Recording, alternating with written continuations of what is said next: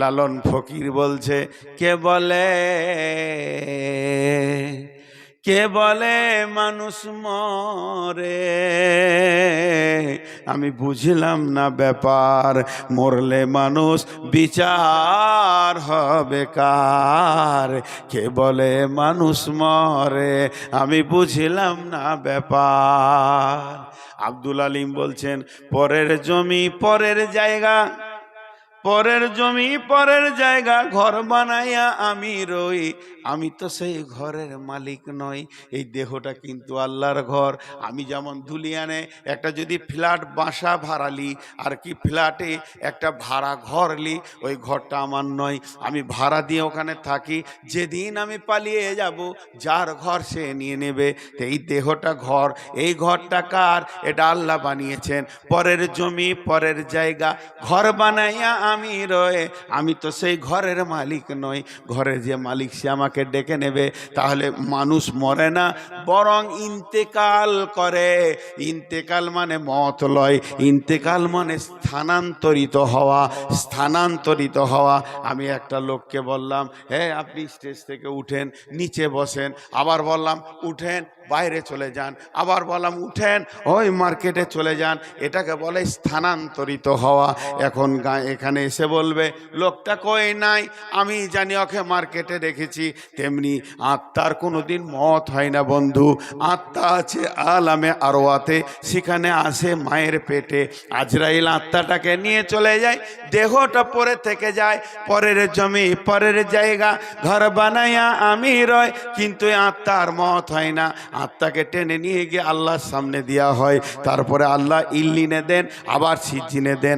আত্মাকে নেওয়া হবে কিয়ামতের মাঠে, আত্মা পুলসিরাত পার হবে, আবার নতুন দেহ দেয়া হবে।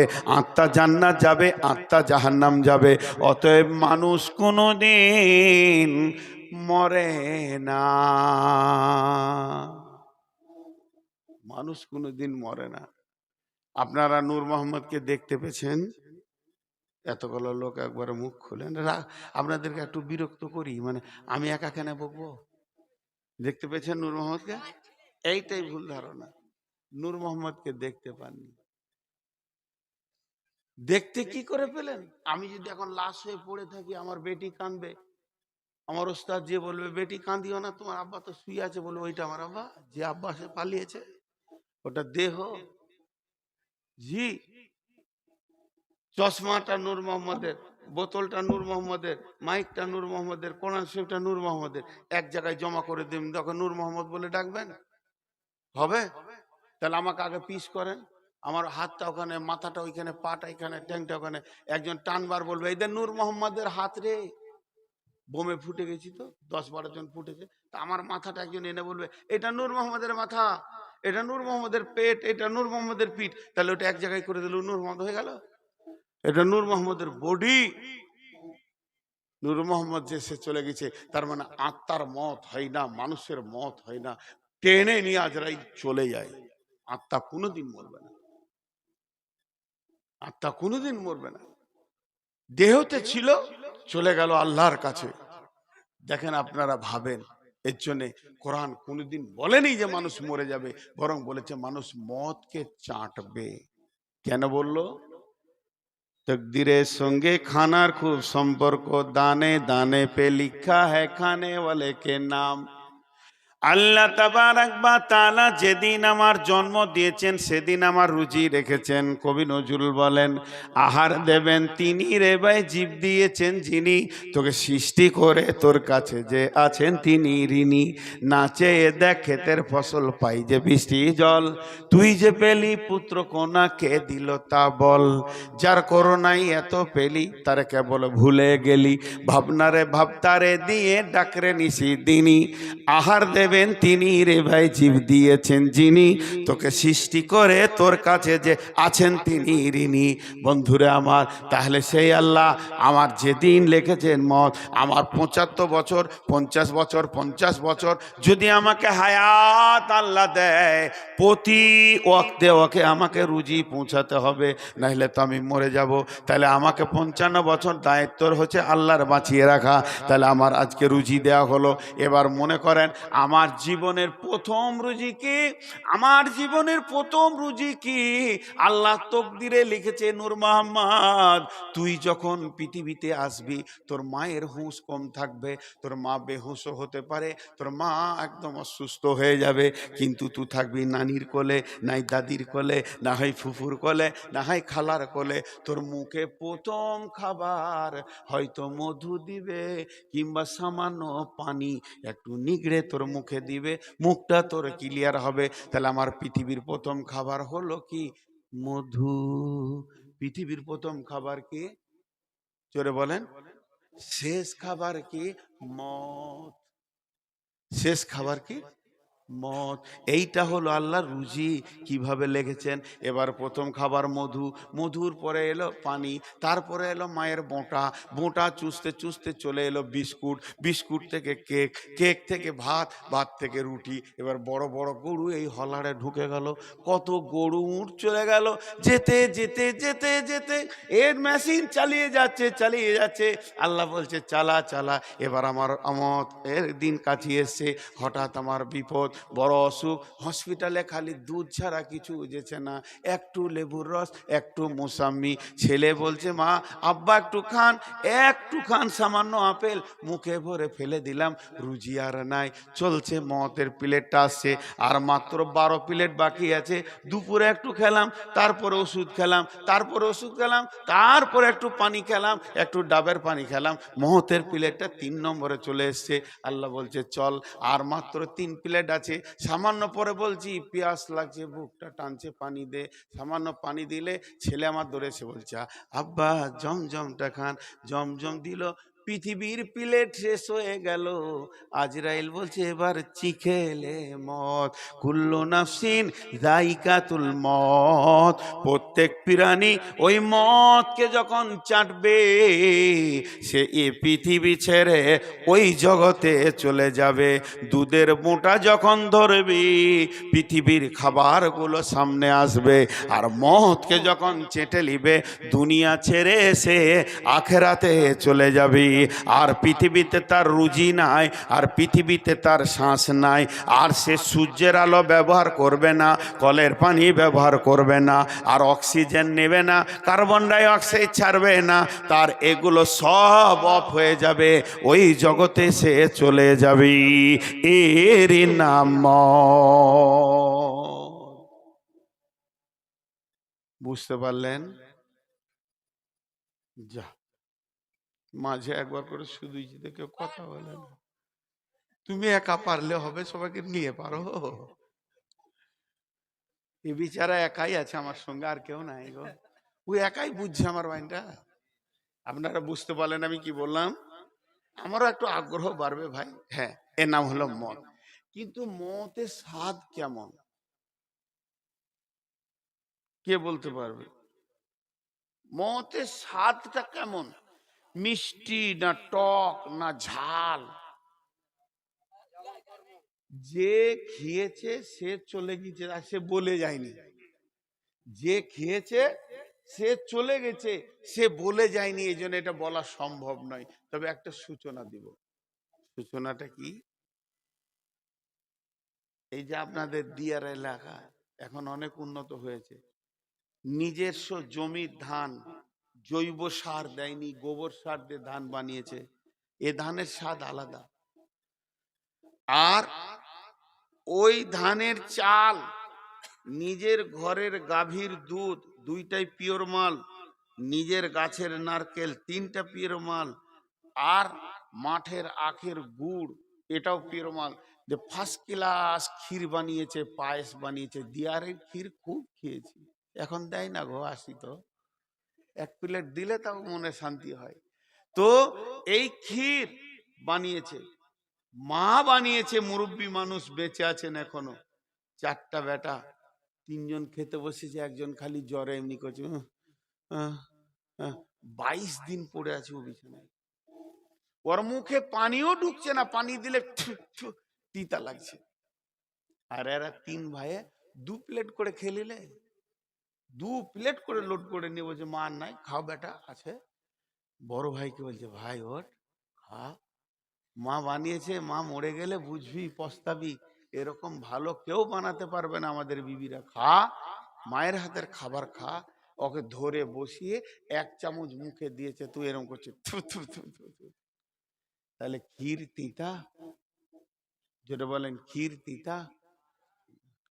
পৃথিবীর পৃথিবীর যত খাবার আছে ক্ষীর একটা অন্যতম খাবার, কিন্তু ওকে তিতা লাগছে কেন? জ্বর।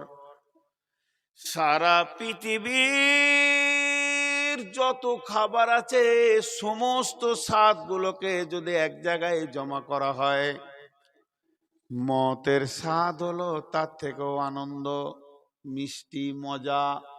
কেন শুনেলেন? আম খাবেন, রিজাল হচ্ছে পায়খানা। পেয়ারা খাবেন, রিজাল হচ্ছে পায়খানা। ক্ষীর খাবেন, রিজাল কি পায়খানা। আপনি মাছ মাংস খাবেন, রিজাল কি পায়খানা। বিরিয়ানি খাবেন, এ রিজাল কি পায়খানা। পৃথিবীর যত খাবার আছে ওপরে হলারে ঢোকালে নিচে হলারে এমন গন্ধ বের হবে, এর নাম হয়ে যাবে পায়খানা। কিন্তু মদ এমন একটা জিনিস, মদ এমন একটা জিনিস যে মদ খাবে এটা যে কত মজা, কত স্বাদ। মদ খেলি এর রিজাল্ট হচ্ছে আল্লাহর মুলাকাত, আল্লাহর সঙ্গে মুলাকাত। এমন একটা খাবার, এটা খেলে আল্লাহর সঙ্গে আল্লাহ বান্দা বান্দা আল্লাহ মুলাকাত ঘটবে। এর থেকে মজার জিনিস কিছু নাই। কিন্তু বন্ধুরে, বড় ভাইকে ক্ষীর তিতা লেগেছে কেন? ওর শরীরে এত বেশি জ্বর, জ্বরের কারণে শরীর তিতা হয়ে গেছে। যার শরীরে পাপে ভর্তি হয়ে থাকবে, নামাজ রোজা করবে না, দান খয়রাত করবে না, পাপে ভরপুর করে রেখেছে। এর জন্যে মত হবে এত তিতা যে এ কোনোদিন মদকে চাইবে না। আল্লাহ তাবারাক ওয়া তাআলা ইহুদিদের জন্য বলেছেন, কুলিয়া আইয়ুহাল্লাযীনা হাদু ইন জামতুম আন্নাকুম আউলিয়াউ লিল্লাহি ফাতামান্নাউল মাউতা ইন কুনতুম সাদিকিন। ইহুদিরা এসে বিশ্বনবীকে বলছে, ও নবী মুহাম্মদ, তুমি হচ্ছো আল্লাহর দুশমন, আমরা হলাম আল্লাহর বন্ধু। ও নবী মুহাম্মদ, আমরা হলাম আল্লাহর বন্ধু। আল্লাহ বলছেন, হে আমার মুহাম্মদ, তুমি ইহুদিদেরকে বলে দাও, নাসারাদেরকে, ইহুদিদেরকে বলে দাও, ইন জামতুম আন্নাকুম আউলিয়াউ লিল্লাহি ফাতামান্নাউল মাউতা। তোমরা যদি নিজেকে মনে করো, তোমাদের যদি ধারণা থাকে যে আমরা আল্লাহর বন্ধু, তাহলে তোমরা মদকে তামান্না করে ডেকে লাও, মদকে চিখে লাও, আল্লাহর কাছে চলে যাবে। ওয়ালা ইয়াতামান্নাউনাহু আবাদা। বেঈমানরা কোনোদিন মদকে চাইবে না। বিমা কাদ্দামাত আইদিহিম, তাদের হাতের আমলগুলো খারাপ আছে। ওই পারে তারা বুঝতে পেরেছে মতের পরে আমি আমার জীবনের খাতাটা যখন খুলবো, গাঁজা দেখবো, সুদ দেখবো, বেঈমানি দেখবো, লুটপাটি দেখবো, লুচ্চামি দেখবো, লাফাঙ্গিরি দেখবো, এই যে আমি করে রেখেছি, এর জন্যই মদ চাইবে না। ওয়ালা ইয়াতামান্নাউনাহু আবাদা ইন কুনতুম সাদিকিন। ইহুদি রে, তোরা যদি সত্যবাদী হস, একবার মদকে চেনে আল্লাহর কাছে চলে যা। ওরা মদ চাইবে না, মদের স্বাদ আছে। বিসমিল্লাহির রহমানির রহিম। যার যার মুখস্থ আছে আমার সঙ্গে পড়েন। ভালো মোবাইল একটা পেতাম, গান শুনে। অটোমেটিক গান বাজছে নাকি রে? সবাই আমার সঙ্গে পড়বেন, আয়াতুল কুরসি পড়বো। বলে দিলাম, বিসমিল্লাহির রহমানির রহিম। সবাই পড়েন, আমার সাথে সাথে পড়েন। আল্লাহু লা ইলাহা ইল্লাহু আল হাইয়ুল কাইয়ুম লা তাখুযু, একটু জোরে পড়েন, লা তাখুযুহু সিনাতু ওয়ালা নাওম লাহু মা ফিস সামাওয়াতি ওয়া মা ফিল আরদি মান যাল্লাযী ইয়াশফাউ ইনদাহু ইল্লা বিইযনিহি ইয়ালামু মা বাইনা আইদিহিম ওয়া মা খালফাহুম ওয়ালা ইউহিতুনা বিশাইইম মিন ইলমিহি ইল্লা বিমা শাআ ওয়াসিয়া কুরসিয়ুহুস সামাওয়াতি ওয়াল আরদা ওয়ালা ইয়াউদুহু হিফযুহুমা ওয়া হুয়াল আলিয়্যুল আযীম। কার কার মুখস্থ আছে? মাশাআল্লাহ, আপনারা সৌভাগ্যবান যাদের মুখস্থ আছে। শুনেলেন, এইটা মওতের আয়াত নয়, এটা আল্লাহ সিংহাসনের আয়াত, আল্লাহর ক্ষমতার আয়াত। এখানে 12টা অনুশীলন আছে, 19টা সাবজেক্ট ভরান আছে। শুধু আয়াতুল কুরসি নিয়ে 4 ঘন্টা বক্তব্য রাখা যাবে, আমি সে কথা বলছি না। এর একটা ফজিলত রাসূল সাল্লাল্লাহু আলাইহি সাল্লাম বলেছেন। আল্লাহর নবী মুহাম্মাদুর রাসূলুল্লাহ সাল্লাল্লাহু আলাইহি সাল্লাম বলেছেন, কোনো ব্যক্তি যদি ফরজ নামাজের পর সুন্নতের আগে 5 ওয়াক্ত ফরজ নামাজের পর সুন্নতের আগে 5 ওয়াক্ত ফরজ নামাজের পর সুন্নতের আগে আয়াতুল কুরসি পড়ে, আরো বলেছেন এক জায়গায় হাদিস আছে 7 বার দিনে। 7 বার কখন?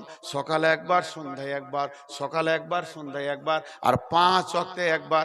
ফরজ নামাজের পর সুন্নতের আগে যদি কেউ পড়ে, ওই লোকটা খুব আল্লাহর কাছাকাছি লোক। এত কাছে আল্লাহরও আছে, আল্লাহ ওকে দেখছেন, তিনি আলেমুল গায়েব, তিনি সবকিছু জানেন, সব দেখতে পান। আল্লাহ তিনি বাসির, তিনি নাসির, তিনি সব কিছু জানেন, তিনি দেখতে পান। ঠিক আল্লাহকে দেখতে পেছে না। নবীজি বলছেন খালি একটা পর্দা রয়েছে, ওই পর্দাটার কারণে ওই লোকটা আল্লাহকে দেখতে পেছে না। পর্দাটা যেদিন উড়ে যাবে, পর্দাটা যেদিন ফেটে যাবে, পর্দাটা যেদিন ছিঁড়ে যাবে, সরাসরি আল্লাহকে দেখবে। সাহাবীরা প্রশ্ন করলেন, ইয়া রাসূলুল্লাহ, ওই পর্দাটাকে দয়ার নবী গো বলে দেন। নবীজি বললেন, ওই পর্দাটার নাম হচ্ছে মত। ওই পর্দাটার নাম হচ্ছে মত। এখনো বেঁচে আছে বলে আল্লাহকে দেখতে পেছে না।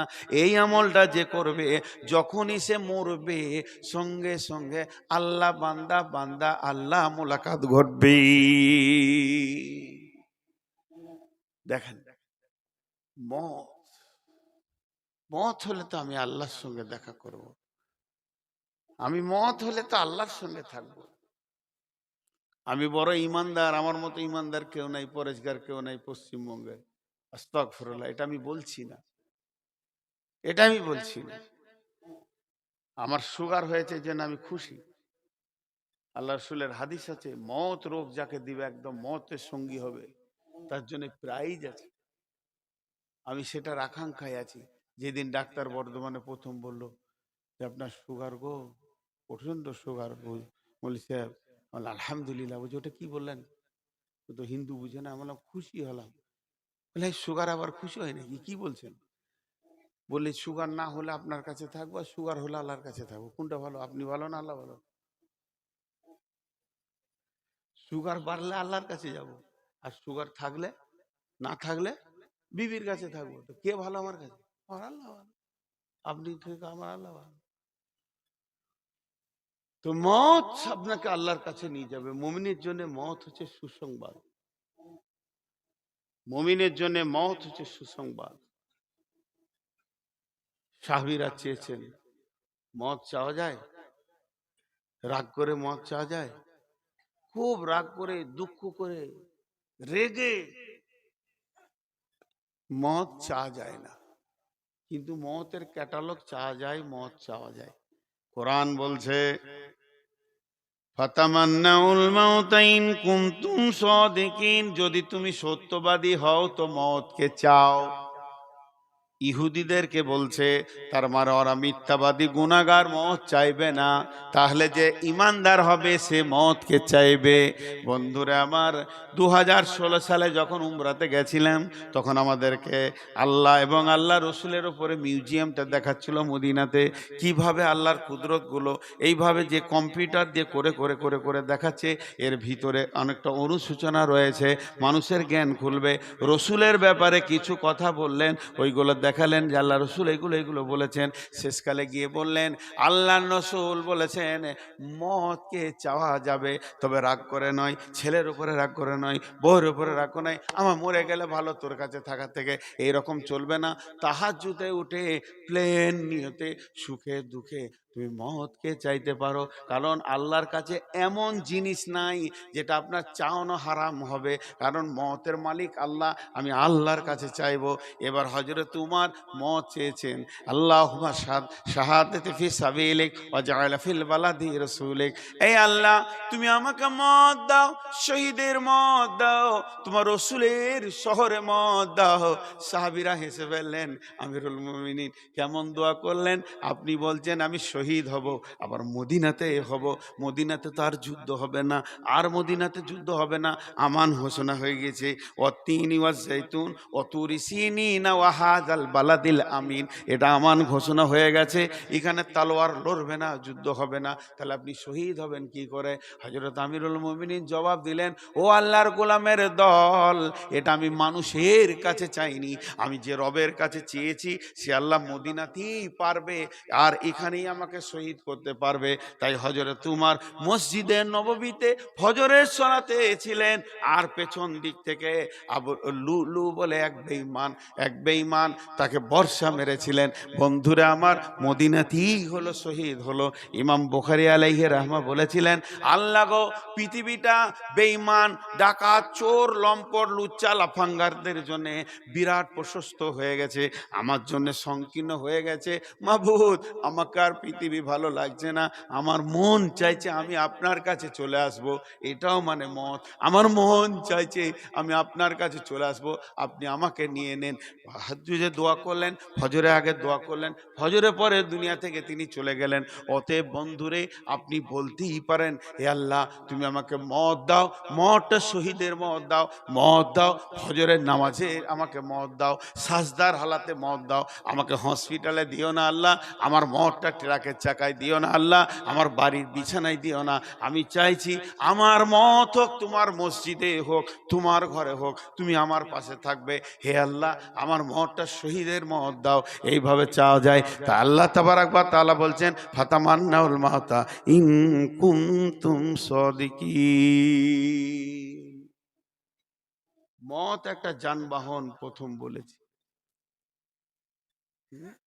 মত একটা যানবাহন, উট ঘোড়া মতন। এখন উট ঘোড়া ছেলেরা বুঝবে না, মোটর সাইকেল বলেন, মারুতি বলেন, এক জায়গা থেকে আর এক জায়গায় যাওয়া যায়। মত আপনাকে দুনিয়া থেকে নিয়ে চলে যাবে আল্লাহর কাছে। পৃথিবীর কোনো যানবাহন নিয়ে যেতে পারবে না, মারুতি পারবে না, বোলেরো পারবে না, সুমো পারবে না, আপনার স্করপিও পারবে না, মোটর সাইকেল হুন্ডা পারবে না, টিভিএস পারবে না, কেউ পারবে না, বাজাজ পারবে না। শুধু মত নামে একটা গাড়ি আছে, ও যখন আসবে আল্লাহর কাছে নিয়ে চলে যাবে। আল্লাহ কি বলছেন? ইন কুনতুম সাদিকিন কুল ইন্নাল মাউতাল্লাযী তাফিরুনা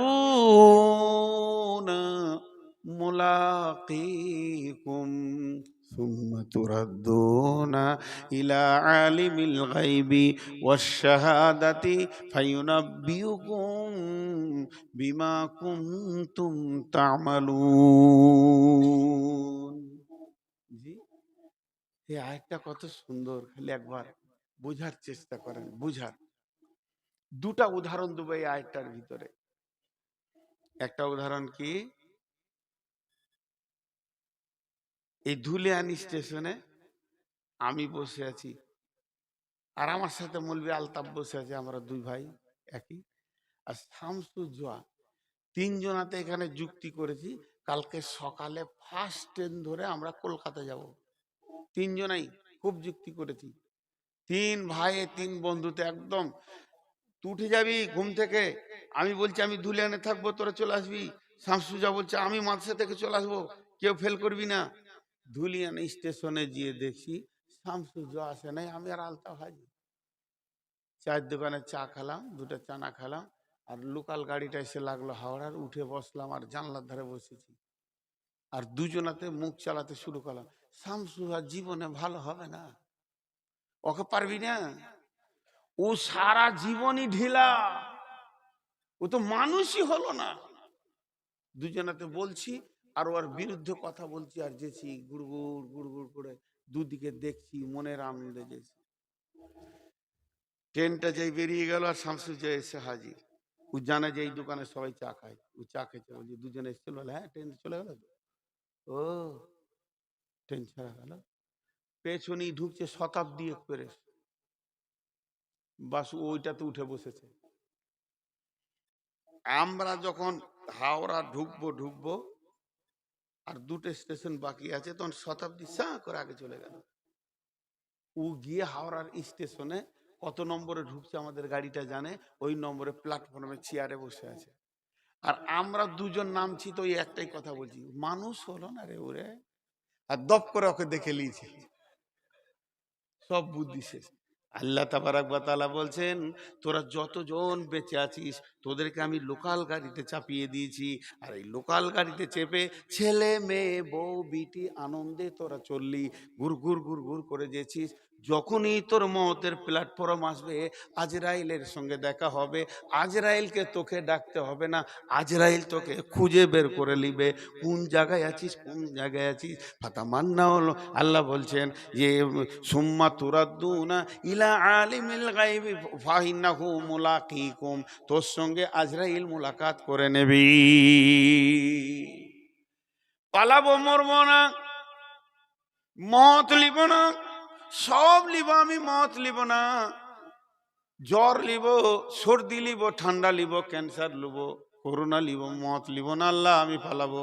আল্লাহ বলছে খবরদার, এটা হবে না, প্রত্যেককে মরতে হবে, যাকে আমি প্রাণ দিয়েছি তাকে মতকে নিতেই হবে। আল্লাহ তাবারাক ওয়া তাআলা বলছেন কুল আল্লাহ তাবারাক ওয়া তাআলা বলছেন কুল ইয়া আইয়ুহাল্লাযীনা হাদু ইন জাআনতুম আনকুম আউলিয়াউ লিল্লাহি মিন দুনিন নাসি ফাতামান্নাউল মাউতা ইন কুনতুম সাদিকিন ওয়ালা ইয়াতামান্নাউনাহু আবাদা বিমা কাদ্দামাত আইদিহিম ওয়াল্লাহু আলিমুম বিয-যালিমিন।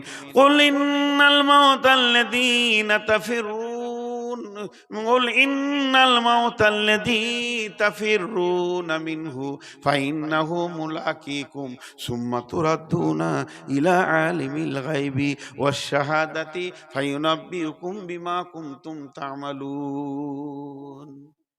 যেদিকে যাবি মরতে হবে। আজকে ধুলিয়ান বাজার থেকে এক বস্তা মাল এসছে, ঝাল আলুর বস্তা, পেঁয়াজের বস্তা, জাল জাল ওতে রেখেছে, মালগুলা নষ্ট না হয় যেন হাওয়া লাগে। কি আছে? কলা আছে, আপেল আছে, আঙ্গুর আছে, বেদানা আছে, চেরি আছে, বিস্কুট আছে, কেক আছে, আর সিঙ্গারা আছে, নিমকি আছে, মিষ্টি আছে, রসগোল্লা আছে। এতগুলা মেহমানকে খাওয়াবে, এতটি মাল নিয়ে এসে রেখে দিয়েছে মাদ্রাসা। আর মাদ্রাসাতে রেখে দিয়ে ওর বস্তার মুখটা বাঁধতে ভুলে গেছে, ও এখন মসজিদ গেছে নামাজ পড়তে মাগরিবের। তা নামাজ পড়ার পরই, সালাম ফিরার পরই ওর যা বস্তাটা মাসে রাখা আছে, মাসে এসে একজন বলছে ওইটা কি রে? ফের মালানে জিজ্ঞেস করছে, ওস্তাদজি জিজ্ঞেস করছে যে ওটা কি? বলে যে ধুলিয়ান গেছিলাম, মালগুলো নিয়ে এলাম, তো বস্তার মুখ যে খোলা, ইঁদুর ঢুকে যাবে, ওটা মুখটা বেঁধে দে। কিন্তু ইঁদুর ঢুকে গেছে তার আগে। এবার ওর কথাটা শুনে বস্তার মুখটাকে টেনে বেঁধে দিলে কটকটে করে, যেন ইঁদুর না ঢুকে। এবার যে ইঁদুর ঢুকেছে ও বলছে বাপরে, আমি মেহমান, কোনটা খাবো রে? লে ভেজাল, দেখতো আমার লেগে এতটা মাল এনেছে কমিটি, কোনটা দিয়ে শুরু করবে ওটা আবার তাল পেছে না। যে মনে হয় যে খেজুর দিয়ে শুরু করলে মানে সুন্নত টুন্নত হবে নাকি, রসগোল্লাটা যে ভালো রে, কোনটা শুরু করবে তাল পেছে না। খুড় খুড় খুড় খুড় খুড় খুড়, আর ও হাঁটলে একটা শব্দ হবে, তখন শামসুল যাবো যে বস্তার ভেতরে কে খুড় খুড় করছে, একটা ছড়িটা করে এমনি বস্তাতে যেই মেরেছে, ইন্দুরটা চুমকে উঠেছে, বুঝে লেছে। এবারও কি বলছে ইন্দুরটা, এবার কি বলছে? খাবো না পালাবো, কলা ভালো লাগছে না, মিষ্টি না তেঁতা, চেড়ি একটা খা, পালাবো। যেদিকে ধরে যেদিকেই ধরে দিয়ে বস্তার ঝেলে মাথাটা লাগে আবার ফেরত আসে। ও তুমি যেদিকেই যাবে যাও, তুমি যত আনন্দ করবে করো, মতের প্যাকেটে ভরা আছো। আল্লাহ বলছে গোলাম রে, তোদেরকে আমি জমি জায়গা বাড়ি ঘর টাকা পয়সা ব্যাংক ব্যালেন্স ছেলে পিলে বউ বিটি নাতি পুতা যা দিয়েছি এটা তোদের আনন্দ, কিন্তু মতের ব্যাগে ভরে রেখেছি। পালাবার উপায় নাই, পালাবার উপায় নাই। কুল ইন্নাল মাউতাল্লাযী তাফিরুনা ফাইন্নাহু মুলাকীকুম সুম্মা তুরাদ্দুনা ইলা আলিমিল গায়বি ওয়াশ শাহাদাতি ফায়ুনাব্বিউকুম বিমা কুনতুম তা'মালুন। মত তোকে ধরবে, ধরার পরে তোকে সঙ্গে করে নিয়ে যাবে, ছিনিয়ে নিয়ে তোকে কোথা যাবে? সোজা চলে যাবে আলেমুল গায়ব ওয়াশ শাহাদাতের কাছে। দুটো ছেলে ঝগড়া করেছে, আমি মাদ্রাসার শিক্ষক, এই দুটো ছেলেকে ধরে সামনে নিয়ে এলাম, হাতে আমি লাঠি নিলাম, জানি না কি করেছে, আমি ছিলাম না এখানে, আমি গেছিলাম ঢাপের ওপারে কোনো কাজে, ঘুরে এসে দেখছি দুটো ছেলে কাঁদছে। এই কাঁদছিস কেন, তোর কি হলো বল? ওদের দুজনকে ডাকলাম, একজনকে বললাম বল তুই কি হলো, ও ওর মতো বললো, এর মতো বললো, ভিতরকার খবর কিছুই জানি না। দুজনকে দু লাঠি দিয়ে বললাম যার ঝগড়া করিস না, বিচার ঠিক মতো হলো না। কিন্তু বন্ধুরে, আজরাইল জানটা যার কাছে নিয়ে যাবে, আজরাইল জানটা যার কাছে নিয়ে যাবে, আজরাইল জানটা যার কাছে নিয়ে যাবে, সেই লোকটা কে জানেন? সে গোপনের খবর জানে, আগের খবর জানে, পিছের খবর জানে, আলিমুল গায়বি ওয়াশ শাহাদাতি। এমন নিয়ে যাওয়ার পর আপনাকে বলবে না তুই কি করেছিস আমাকে বল, বরং আল্লাহ নিজে বলবে তুই কি করেছিস, 1 বছরে কি করেছিস, 5 বছরে কি করেছিস, 10 বছরে কি করেছিস, যৌবনকালে কি করেছিস, গোপনে কোথা কি করেছিস, 20 বছরে কি করেছিস, 25 বছরে কি করেছিস, 40 বছরে কি করেছিস। আজকে তোর 72 বছর 3 মাস 2 দিন 2 সপ্তাহ 3 দিন 13 ঘন্টা 17 মিনিট 15 সেকেন্ডে তুই দুনিয়া থেকে এলি। এতদিন তুই কি করেছিস আল্লাহকে 1 ঘন্টা লাগবে না বয়ান করতে, 1 মিনিট লাগবে না, 1 সেকেন্ড লাগবে না, মুহূর্তের মধ্যে আমার জীবন চরিত্রটা আমাকে শুনিয়ে দেবেন। কোরআন বলছে ফায়ুনাব্বিউকুম বিমা কুনতুম তা'মালুন, তুমি পৃথিবীতে যে আমল করে এসছো এটা আল্লাহ তোমাকে শুনিয়ে দেবে। এর নাম মওত। ওয়ালা ইয়াতামান্নাউনাহু আবাদাম বিমা কাদ্দামাত আইদিহিম। পৃথিবী থেকে যে মাল কম পাঠাবে সেই মদ কেনে চিন্তাই পড়বে, অন্য কেউ পড়বে না। ওই মাইকটা তুলে তো চুপ করে বস। পৃথিবী থেকে মাল যেমন যাবে মতের স্বাদ তেমন হবে। আল্লাহ কোরআনে বলছেন, আমি কোরআন থেকে বলছি। একটা গল্প শোনাবো আপনাদেরকে শেষ রাতে। এক রাখাল তার মালিকের সঙ্গে চলে গেছে দিল্লি দেখতে। দিল্লি ঘুরে ঘুরে দেখছে আর খুব প্রশ্ন করছে এইটা কি ওইটা কি, এটা ইন্ডিয়ান গেট, এটা অমুক, এটা তোষক, এটা রেল স্টেশন, এই লাল কিল্লা। এই দেখতে দেখতে হঠাৎ চোখে পড়েছে এক দল লোক টুডুম টুডুম টুডুম টুডুম ঢোল বাজাচ্ছে আর হই করে হাসছে আর ফুল ছিটাচ্ছে আর রং ছিটাচ্ছে। আর একটা লোক হাতির ওপরে বসে অঝোর নয়নে কাঁদছে চলে আসছে। তখন রাখালটা ওর মালিককে বলছে, চাচা ও কাঁদছে কেন আর ওরা হাসছে কেন, একই দলে? তো বলছি চুপ, তোরে বেশি বকিস না। বলছি কাঁদছে কেন জানিস? ভারতে নতুন নিয়ম হয়েছে, যে ইচ্ছা প্রধানমন্ত্রী হবে, আর 5 বছর যখন ওর পুরা হয়ে যাবে 31শে ডিসেম্বর ওকে হেলিকপ্টার করে এমনি ঝুলিয়ে নিয়ে যে কাট কাট কাট কাট কাট করে নিয়ে যায়, আন্দামান দ্বীপে ফেলে দেবে, আর ওখানে বাঘ রাখে নাস্তা করবে, খেয়ে নেবে বাঘ ভালুক যা আছে সিংহ দেবে।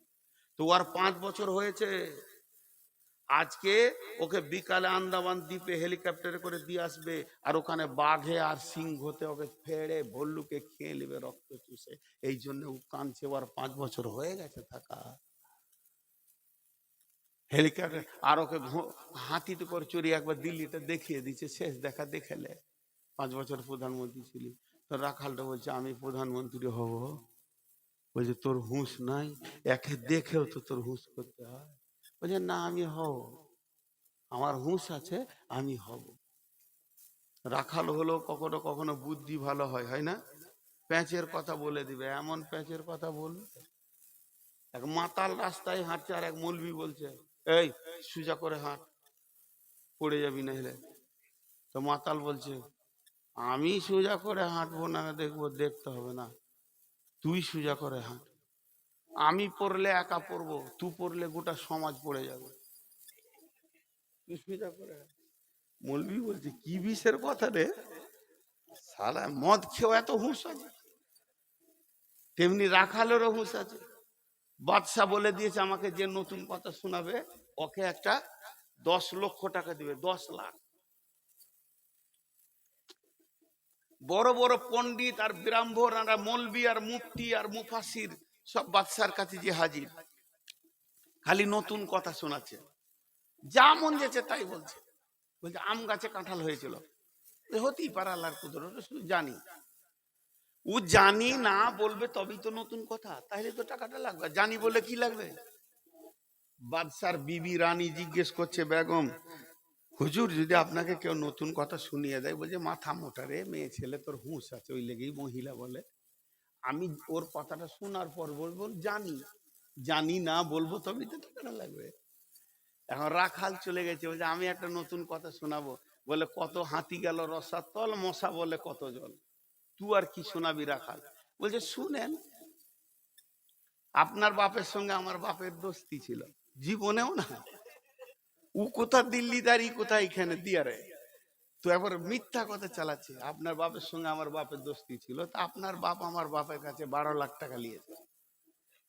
খালি জানি বল, 12 লাখ দিবি, জানি না বলবি তো 10 লাখ দিবি।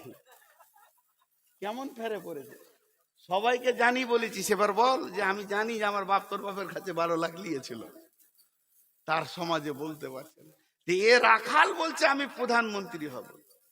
রাখালকে বসিয়ে দেয়া হলো, ওর নাম নিয়ে নেওয়া হলো, সই করে দিয়ে ওকে বসিয়ে দেয়া হলো।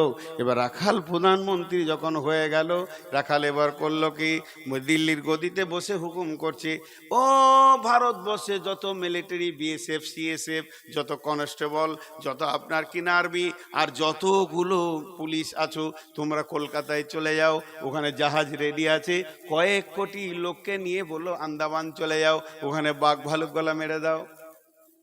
যত বাঘ ভালুক আছে মেরে দিয়ে গাছপালাকে কেটে সুন্দর করে একটা পার্ক বানাও। 1 বছরে পার্ক হয়ে গেল। দ্বিতীয় বছরে মেধা মেধা ওখানে কলেজ বানানো হলো, ভার্সিটি বানানো হলো, আর দামি দামি ফেলিগুলো পার করে দেওয়া হলো। সেখানে ব্যাংক হয়ে গেল, এয়ারপোর্ট হয়ে গেল, বাস ট্রাক 5 বছরের মধ্যে সুন্দর একটি বাগানে পরিণত হয়ে গেল। এবার বলেন ডিসেম্বরের 31 তারিখ যখন হবে, এই লোকটা যাওয়ার দিন আগের রাজার মতো কাঁদবে না হাসবে? জোরে বলেন। হাসবে। কেন? ও জানে আমি এই জগতেও রাজা, ওই জগতের রাজা। আল্লাহ বলছেন ওরা কোনোদিন চাইবে না, আর ওয়ালা ইয়াতামান্নাউনাহু আবাদাম বিমা কাদ্দামাত আইদিহিম ওয়াল্লাহু আলিমুম বিজ্জালিমিন। জালেম বেঈমান যারা আছে, যাদের ঈমান নাই, এরা কোনোদিন মওত চাইবে না। কিন্তু যারা ঈমানদার আছে, এখানে পৃথিবী থেকে নামাজ পাঠিয়ে রেখেছে, রোজা পাঠিয়ে রেখেছে, হজ পাঠিয়ে রেখেছে, যাকাত পাঠিয়ে রেখেছে, দান খয়রাত পাঠিয়ে রেখেছে। ব্যাংক ব্যালেন্স যদি পৃথিবীতে 10 লাখ আছে, 5 লাখ ওদিকে পার করে দিয়েছে। জানে আমার কেউ আত্মীয়রা আপন হবে না। ধরনীর বুকে যত আশা আর রচিন সম্পদ যত, তোমারই মাটিতে মিশাইয়া যাবে, হায় আমার দেহের মতো এগুলো থাকবে না। একটি সকাল একটি বিকাল কাটেনি যাদের ছাড়া, ভাবিতে পারিনি কেমন এতে হায় পর হয়ে যাবে আজ তারা। যেমনি একা একই হাসিনি হেতায়, একা একই যাব বিদায় কালে, পথের সাথী কোথায় গো পাব? এবার যে লোকটা এই মাল পাঠিয়ে রাখবে, ও বলবে আজরাইলে দেরি করিস না, আয় আমার ওদিকেও মাল জমে গেছে, আমি ওখানে হিরো হয়ে ঘুরে বেড়াবো।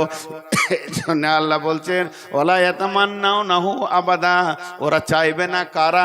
মওতকে চাইবে না কারা?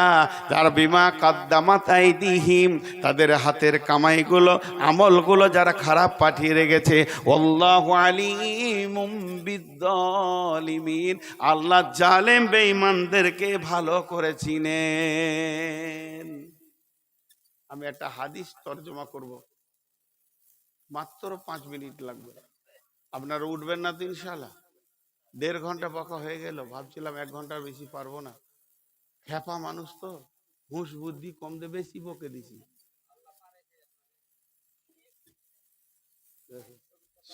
সত্য পীরের মতো পেছনে আবার দুয়ারি বসে আছে।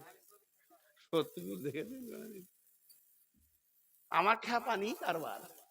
ওইদিকে আলতাপ খ্যাপা দুপ দুপ করে শুতে, আমি বলছি তুই যা, ওর টাকা আদায় কর গা, এখানে শুতে আসবি কেন, আজকে তোর শোয়ার দিন। হ্যাঁ। তো হাদিসটা আপনাদের সামনে বলছি, আগে একটা কথা বলি। আমি এতক্ষণ যা বললাম সব সমস্যা, সমাধান নয়, মরতেই হবে, এটা সমস্যা হলো। সমাধান যদি বার করা যায় তবেই জালসা হলো, তাই না ভাই? আমি তো যদি বলতাম যে একটা রাস্তা আছে ওইদিকে মরতে হবে না, তাহলে ওই রাস্তাটা যেমন করি হোক টাকা পয়সা দিয়ে কিনে একটু বেরিয়ে চলে যাওয়া যেত। কিন্তু সন্ধ্যা থেকে নিয়ে আমি শুরু যখন থেকে করেছি এই পর্যন্ত খালি আপনাদেরকে আমি সমস্যা দেখাইলাম, উপায় নাই, মরতে হবে। এবার উপায়টা বলছি, 5 মিনিট লাগবে, বেশি লাগবে না। বিসমিল্লাহির রহমানির রহিম। ওয়ান জাবিরিন রাদিয়াল্লাহু তাআলা আনহু قال قال رسول الله صلى الله عليه وسلم من صلى كن فيه يسر الله حتفه ويدخله جنته رفق بالضيف صفقة الوالدين إحسان مملوك। মত থেকে বাঁচার কোনো উপায় নাই, কিন্তু একটি উপায় আছে বন্ধু। হাদিসের ভাষাতে ইয়াসসারাল্লাহু হাতফাহু, আসান মত। তবুও মতকে নিতে হবে, আসান মত। আসান মত কাকে বলে? বড় বড় আলেমদেরকে জিজ্ঞাসা করেন, এই বেতে কলসিতে পানি আছে, ঢক ঢক করে বেরিয়ে গেল, ওই রকম জানটা বেরিয়ে আসবে, এটা আসান মত বলে। বিশ্বনবী বলেছেন আসান মত হলে একটা পিঁপড়ে কাটলে যতটা লাগে অতটা লাগবে, এটা আসান মত। আসান মত কাকে বলে?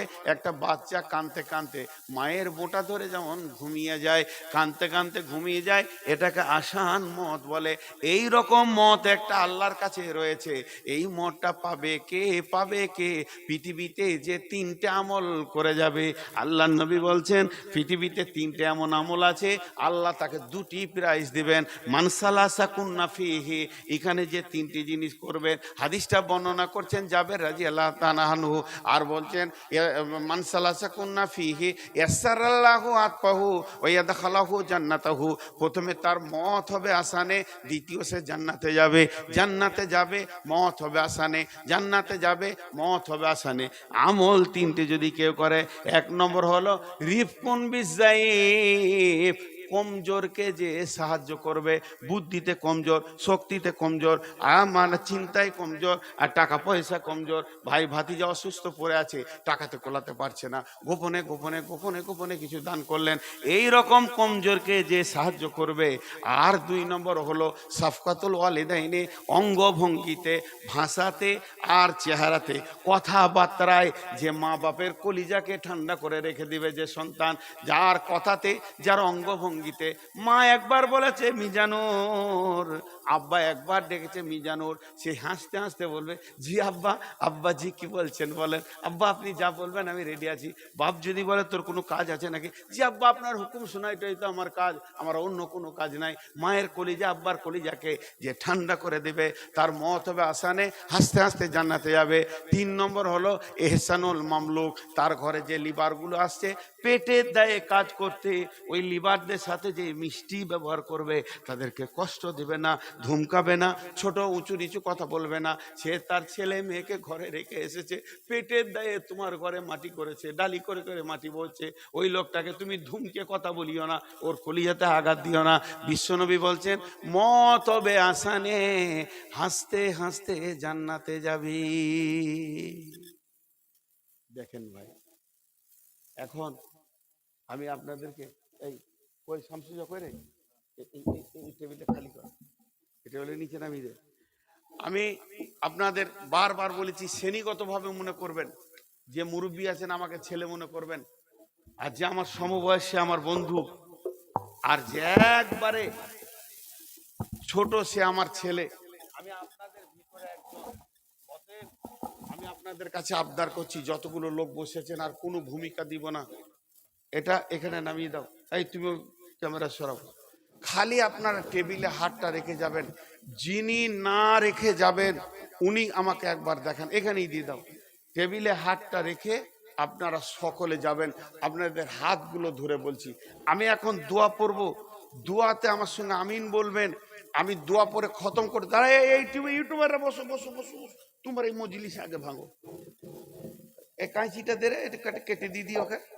আমি সেদিন একে বলছিলাম মঞ্জুরকে, যত ইউটিউবার আসবে আমি পকেটে কাঁচি রাখবো, কচ করে কেটে দেবো, যাবো চল যাও।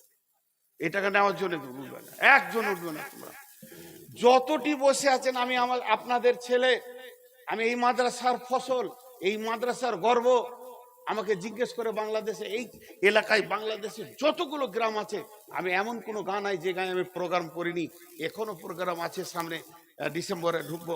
এই রাজশাহী থেকে শুরু করে একবারে কুমিল্লা, নরসিংদী, নারায়ণগঞ্জ, ঢাকা, তারপরে ধরেলেন ময়মনসিংহ, সিরাজগঞ্জ, বগুড়া, একবারে ঠাকুরগাঁও, দিনাজপুর, নীলফামারী, সব পুরো 2 মাস থাকবো ওখানে আমি। তো কথা হচ্ছে যে আমি, তারপরও আমাকে জিজ্ঞাসা করে যে আপনি কোন মাসে পড়েছেন, বলে ভাই দেখাবার লয়, তার কাটার কাছে গেলেই দেখতে পাবেন। আপনাদের ধারেই ছিলাম খানিকটা, তো ওরাও খুশি হয় বিধায় আপনাদের কাছে। এই এই পাড়ার সবাই জানে যে আমি দেওনাপুরের ছাত্র, কারণ মাঝে মাঝে আমি বর্ডার পার হয়ে চলে যেতাম। তো আপনাদেরকে আমি বলছি, আপনারা আমার আপনজন, নিজের লোক। আমি বক্তালাই আপনাদের কাছে। আপনারা বলবেন আমাদের ছেলেটা এসে 1.5 ঘন্টা বকে গেল অসুস্থ বলে। তা আপনাদের কাছে আবদার রাখছি, একজনও ওইদিকে যাবেন না। সবাই 1000 টাকা করে দিবেন, না আছে 200 দিবেন, 500 দিবেন, না আছে 10 টাকা, 20 টাকা, 50 টাকা দিবেন। যদি না থাকে তো আপনি 1 টাকা দিবেন। শেষ কথা বলছি, আপনার কাছে 1 টাকা নাই, নাই থাকতে পারে, কাপড় চেঞ্জ করে পরে এসছেন, টাকা নাই, কিছু লিখিয়ে দেবেন, নাহলে খালি হাতটা এই এতে রেখে যাবেন টেবিলে, আর বলবেন আল্লাহ তুমি বরকত দাও, আর কিছু চাই না। এইটুকু না করে যে পালাবেন, খালি সে হাত তুলেন, তার সঙ্গে একটু বোঝাপড়া করব।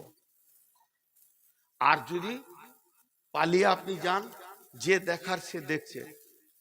আল্লাহকে বলছি, আল্লাহ যেন ঘর না যায়, সুজা ধুলিয়ান হাসপাতাল যায়, এমন টক্কর লেগে পড়বে যেন হাসপাতাল যাবে। হ্যাঁ, মহব্বত করে বললাম, বদদোয়া দিচ্ছি না, এখন আমি দোয়া দিচ্ছি। হ্যাঁ, বুঝে বুঝে আমিন বলবেন, উঠবেন না, আমি উঠতে বলবে উঠবেন। এই আল্লাহ তুমি আমাদেরকে ভালো আমল করার তৌফিক দাও। সকলে সকলে বলো, সকলে, এটা দোয়া, এটা গভীর রাত, তাহাজ্জুদের টাইম, আল্লাহ কবুল করবেন। এই আল্লাহ তোমার নবী তোমার কাছে যা যা চেয়েছে তাই দাও। তোমার নবী তোমার কাছে যা চাইনি, ঘৃণা করেছে, তুমি ঘৃণা করো, তার থেকে আমাদেরকে বাঁচিয়ে রাখো।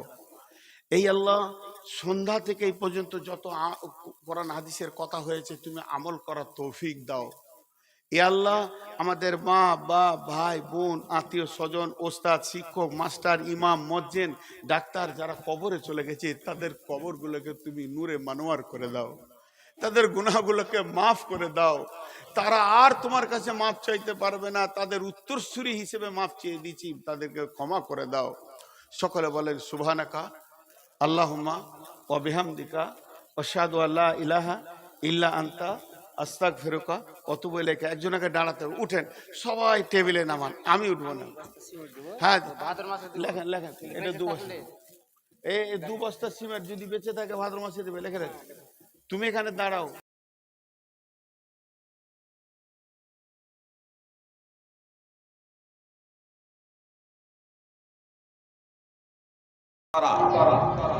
ইসলাম হলো এক অদ্বিতীয় আল্লাহ তাআলার নিকটে আত্মসমর্পণ করা, এক অদ্বিতীয় আল্লাহ তাআলার কাছে নিঃশর্তভাবে আত্মসমর্পণ করাকে ইসলাম বলে। আর যে বা যিনি নিঃশর্তভাবে এক অদ্বিতীয় বিশ্ববিধাতা, নিখিল জগতের স্রষ্টা ও প্রতিপালক আল্লাহ তাআলার নিকটে আত্মসমর্পণ করে, তাকে আরবিতে মুসলিম বলে, উর্দুতে মুসলমান বলে, ফার্সিতে মুসলমান বলে। ইসলাম যেহেতু হলো বিশ্ববিধাতা প্রদত্ত জীবন ব্যবস্থা, শান্তি শৃঙ্খলা প্রতিষ্ঠার লক্ষ্য এবং উদ্দেশ্যে আল্লাহ তাআলা যে জীবন ব্যবস্থা দিয়েছেন, যে মানুষ এই দিন এবং ধর্ম জীবন ব্যবস্থা পালন করে তারা পার্থিব জগতের সুখ এবং শান্তি লাভ করিবে, তারা শান্তিতে বসবাস করবে এবং মৃত্যুর পরে সফলতা অর্জন করবে, আল্লাহ তাআলার সন্তুষ্টি অর্জনে ধন্য হবে। ইসলামকে যদি বাস্তবায়ন করা হয় তাহলে অবশ্যই সমাজে শান্তি প্রতিষ্ঠিত হয়। এজন্যই এক কথাই বলা হয়ে থাকে যে ইসলাম মানে শান্তি, কিন্তু আসলে ইসলাম মানে শান্তি নয়, সালাম মানে শান্তি। তাহলে আমাদের সমাজে আজ শান্তি নেই কেন? এর অন্যতম কারণ হলো যে আমরা দাম্পত্য জীবনে ইসলামকে যথাযথভাবে বাস্তবায়ন করি নাই। আমরা আমাদের পারিবারিক জীবনে ইসলামকে বাস্তবায়ন করি নাই। জি, আমাদের পারিবারিক জীবনে ইসলাম নেই, আমাদের সামাজিক জীবনে আজ ইসলাম নেই, আমাদের দেশে ইসলাম নেই। ইসলাম আছে পবিত্র কোরআন এবং সুন্নায় বিদ্যমান। আব্দুল্লাহ ইবনে উমর রাদিয়াল্লাহু তাআলা আনহু বর্ণনাকারী, রাসূল সাল্লাল্লাহু আলাইহি সাল্লাম বলেছেন, ওয়ালাম ইয়ানকুদু আহদাল্লাহি ওয়া আহদা রাসূলিহি ইল্লা সাল্লাল্লাহু আলাইহিম আদুওয়া মিন গায়রিহিম ফাআখাযু বাযা মা ফি আইদিহিম। মুহাম্মদ সাল্লাল্লাহু আলাইহি সাল্লাম বলেছেন, যখন কোনো জাতি আল্লাহ এবং আল্লাহর চুক্তি এবং তার রাসূল সাল্লাল্লাহু আলাইহি সাল্লামের চুক্তি লঙ্ঘন করে, তখন আল্লাহ তাআলা বিজাতিদের তাদের উপরে শাসক বানিয়ে দেন। আমরা এই ভারতের মাটিতেও 700 বছর শাসন করেছি, এই ভারতকে 700 বছর শাসন করেছি। সুপ্রিয় ভাই এবং বোন, 700 বছর স্পেন শাসন করেছি। একসময় আমরা পৃথিবীর বিভিন্ন জায়গায় আমরা শাসন করেছি। কেউ আমাদেরকে চোখ দেখানো তো আমাদেরকে কেউ আমাদের দিকে উংলি দিয়ে ইশারা করা তো দূরের কথা, চোখ দেখারও সাহস পেত না, চোখে চোখ রেখে কথা বলতে সাহস করত না। জি, যেমন একজন অপরাধী জজের চোখে চোখ রেখে, বিচারকের চোখে চোখ রেখে কথা বলে না, বিনম্র হয়ে মাথাটা নিচু করে কথা বলে। তাই মুসলিম জাতি এক সময় ছিল তারা সহ্য বীর্যের প্রতীক, ন্যায় এবং ইনসাফ প্রতিষ্ঠাকারী। ইসলাম অনুযায়ী যতদিন পর্যন্ত তারা জীবনযাপন করেছিল, এ মুসলিম জাতি উন্নতির চরম শিখরে পৌঁছেছিল। কিন্তু যখন মুসলিম জাতি যখন চুক্তি লঙ্ঘন করলো আল্লাহ এবং তার রাসূল সাল্লাল্লাহু আলাইহি সাল্লামের, তো মুহাম্মদ সাল্লাল্লাহু আলাইহি সাল্লামের ভবিষ্যৎবাণী অনুযায়ী আল্লাহ তাআলা বিজাতিদেরকে শাসক বানিয়ে দিয়েছেন। আর তারা মুহাম্মদ সাল্লাল্লাহু আলাইহি সাল্লাম আজ থেকে 1400 বছর আগে বলে গিয়েছেন, ফাআখাযু বাযা মা ফি আইদিহিম, মুসলমানদের কিছু সহায় সম্পদ তারা গ্রহণ করবে, নেবে। এই যে এনআরসির মাধ্যমে আজকে সম্পদ হস্তগত, আপনার রক্ত খাবানো, আপনার বাপ দাদার রক্ত খাবানো পয়সা দিয়ে উপার্জিত সম্পদ, সেই সম্পদ আপনার এনআরসির মাধ্যমে আসামে কিছু হস্তগত করেছে মুসলমানদের। আপনার এসআইআর এর মাধ্যমে, যে এসআইআর এর খসড়াতে অনেকের নাম এসেছে, কিছু আসেনি, যে কিছু মানুষের আসেনি, কিন্তু অধিকাংশ মানুষেরই খসড়াতে নাম এসেছে। তারপরেও আমরা সবাই কিন্তু নিশ্চিত না। এই আতঙ্কে অনেকেই রয়েছেন যে হয়তো আবার বাদ যাবে না। তো 14ই ফেব্রুয়ারি পর্যন্ত যতক্ষণ পর্যন্ত না বের হচ্ছে, 14ই ফেব্রুয়ারি যতক্ষণ পর্যন্ত অতিবাহিত না হচ্ছে, আপনার ফাইনাল লিস্ট যতক্ষণ পর্যন্ত বের না হচ্ছে, ততক্ষণ পর্যন্ত অনেকেই হীনমন্যতায় ভুগছেন, অনেকেই আতঙ্কে ভুগছেন। আর এরই মাঝে কত বিয়লার এবং কত ব্যক্তি যে আপনার আত্মহত্যা করে বসেছেন 2002-এ নাম থাকা সত্ত্বেও, যে তাদেরও ডাক পড়েছে।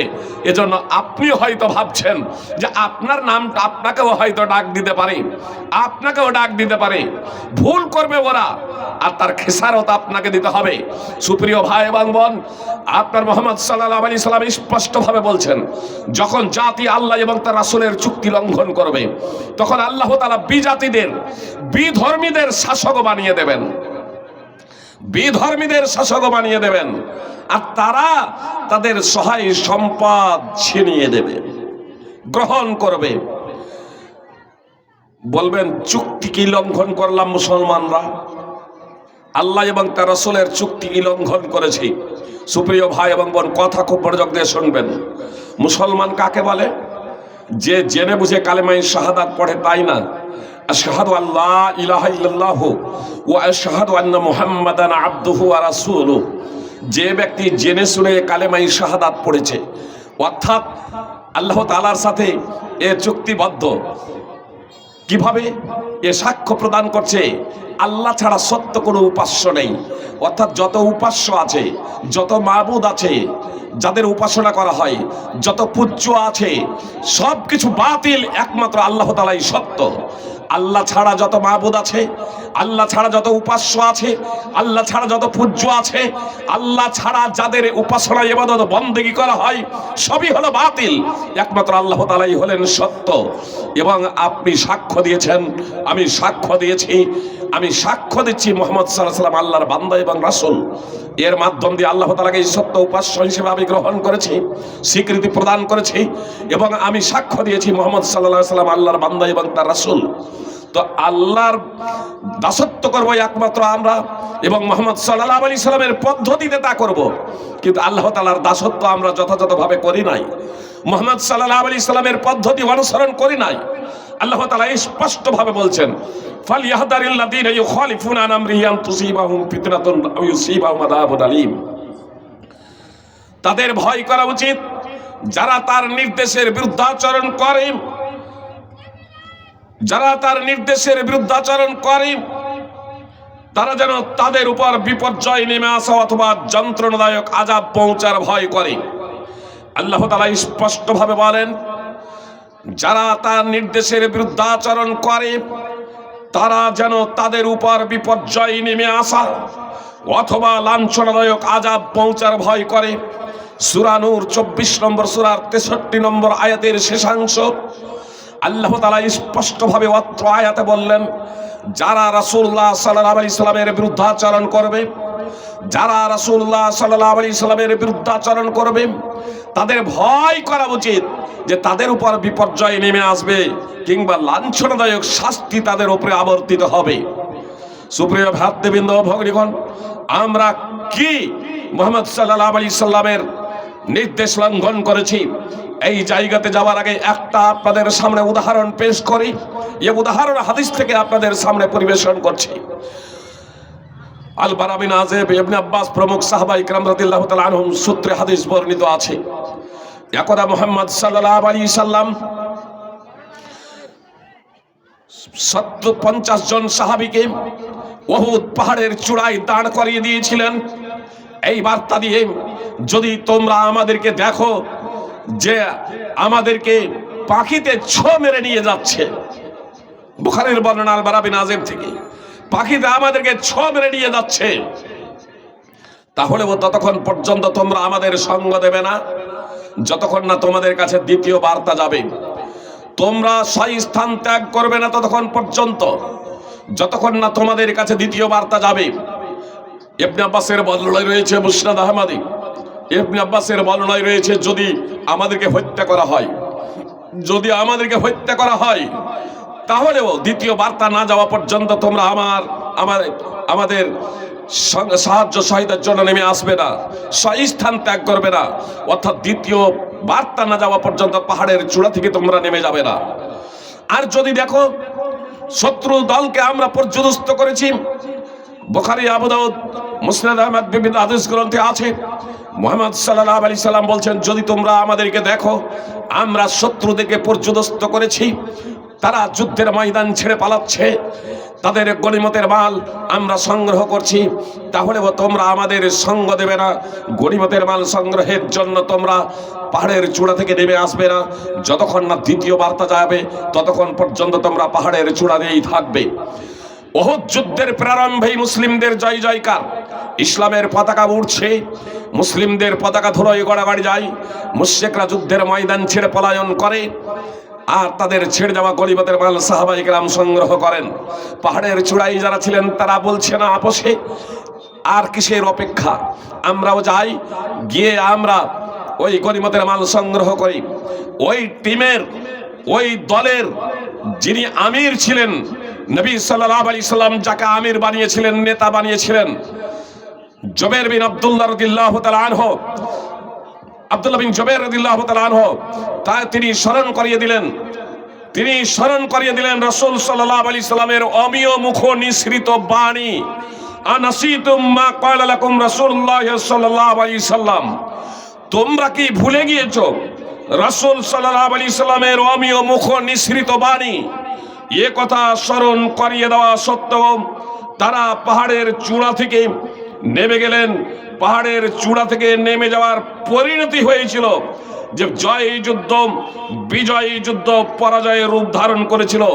সিংহবাগ সাহাবী পাহাড়ের চূড়া থেকে নেমে গেলেন। সিংহবাগ সাহাবী পাহাড়ের চূড়া থেকে নেমে যাওয়ার কারণে আপনার জয় যুদ্ধ বিজয় যুদ্ধ পরাজয়ের রূপ ধারণ করেছিল। সুপ্রিয় ভাতৃবৃন্দ ভগ্নীগণ, 70 জন সাহাবী শহীদ হয়ে গিয়েছিলেন। স্বয়ং মুহাম্মদ সাল্লাল্লাহু আলাইহি সাল্লামের পবিত্র দাঁত ভেঙে গিয়েছিল। মুহাম্মদ সাল্লাল্লাহু আলাইহি সাল্লামের পবিত্র দাঁত ভেঙে গিয়েছিল। 70 জন সাহাবী শহীদ হয়ে গিয়েছিলেন। মুহাম্মদ সাল্লাল্লাহু আলাইহি সাল্লামের বিন্দু মাত্র ত্রুটি ছিল না। মুহাম্মদ সাল্লাল্লাহু আলাইহি সাল্লামের বিন্দু মাত্র ত্রুটি বিচিত ছিল না। তা সত্ত্বেও মুহাম্মদ সাল্লাল্লাহু আলাইহি সাল্লাম আহত হলেন, দাঁত ভেঙে গিয়েছিল। 70 জন সাহাবী শহীদ হয়ে গিয়েছিলেন। সুপ্রিয় ভাতৃবৃন্দ ভগ্নীগণ, সাহাবায়ে কেরামদের একটু ভুলের কারণে মুহাম্মদ সাল্লাল্লাহু আলাইহি সাল্লাম বলেছিলেন, যার নির্যাস হলো যে সর্ব অবস্থাতেই দ্বিতীয় বার্তা না যাওয়া পর্যন্ত তোমরা পাহাড়ের চূড়া থেকে নামবে না। পাহাড়ের চূড়া থেকে নেমে গিয়েছিল। সহিহ বুখারী হাদিস নম্বর 3039 এবং 4043। সাহাবায়ে কেরাম আপনার রাসূল সাল্লাল্লাহু আলাইহি সাল্লামকে অমান্য করেছিল এমনটি না। কথা খুব মনোযোগ দিয়ে শুনবেন। নবী সাল্লাল্লাহু আলাইহি সাল্লামের নির্দেশ তারা মানবেন না এমনটি না। নবী সাল্লাল্লাহু আলাইহি সাল্লামকে মানবেন না এমনটি না, বরং নবী সাল্লাল্লাহু আলাইহি সাল্লামের নবী সাল্লাল্লাহু আলাইহি সাল্লামের নির্দেশকে একটু হালকা ভাবে নিয়েছিলেন। নবী সাল্লাল্লাহু আলাইহি সাল্লামের আদেশকে একটু হালকা ভাবে নিয়েছিলেন। জীবনের মায়া মমতা ছেড়ে মুহাম্মদ সাল্লাল্লাহু আলাইহি সাল্লামের ডাকে যুদ্ধের ময়দানে উপস্থিত হয়েছেন। মুহাম্মদ সাল্লাল্লাহু আলাইহি সাল্লামের বাণীটাকে হালকা ভাবে নিয়েছেন। জয় তো হয়ে গিয়েছে, আর সমস্যা কিসের? মুশরিকরা তো যুদ্ধের ময়দান ছেড়ে পালাচ্ছে, তাদের ছেড়ে যাওয়া গনিমতের মাল আমাদের সঙ্গী সাথীরা সংগ্রহ করছেন। এই ভেবেই তারা আপনার মুহাম্মদ সাল্লাল্লাহু আলাইহি সাল্লামের বাণীটাকে হালকা ভাবে নিয়েছিলেন। পরিণতি কি হলো? বিজয় যুদ্ধ পরাজয় রূপ ধারণ করেছিল। পরিশেষে মুহাম্মদ সাল্লাল্লাহু আলাইহি সাল্লাম আহত হলেন। আপনাদের এখানে স্পষ্ট করে দিই যে ভুল করলো কিছু সাহাবায়ে কেরাম, তো মুহাম্মদ সাল্লাল্লাহু আলাইহি সাল্লাম কেন আহত হলেন?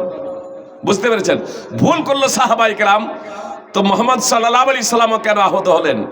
তো এর নির্যাস হলো যে আল্লাহ তাআলার পক্ষ থেকে যখন কোনো কিছু যখন বিপদ যখন আসে, তখন আপনার সৎ এবং অসৎ সকলের ওপরেই তা আবর্তিত হয়। সৎ ব্যক্তিদের মর্যাদা বৃদ্ধির জন্য যদি গুনাহ থাকে তাহলে গুনাহ মাফ হয়ে যাবে, অন্যথায় মর্যাদা বৃদ্ধি হবে। নবী সাল্লাল্লাহু আলাইহি সাল্লামের পাপ ছিল না, মর্যাদা বৃদ্ধি। যার পাপ আছে তার পাপ বচন হবে।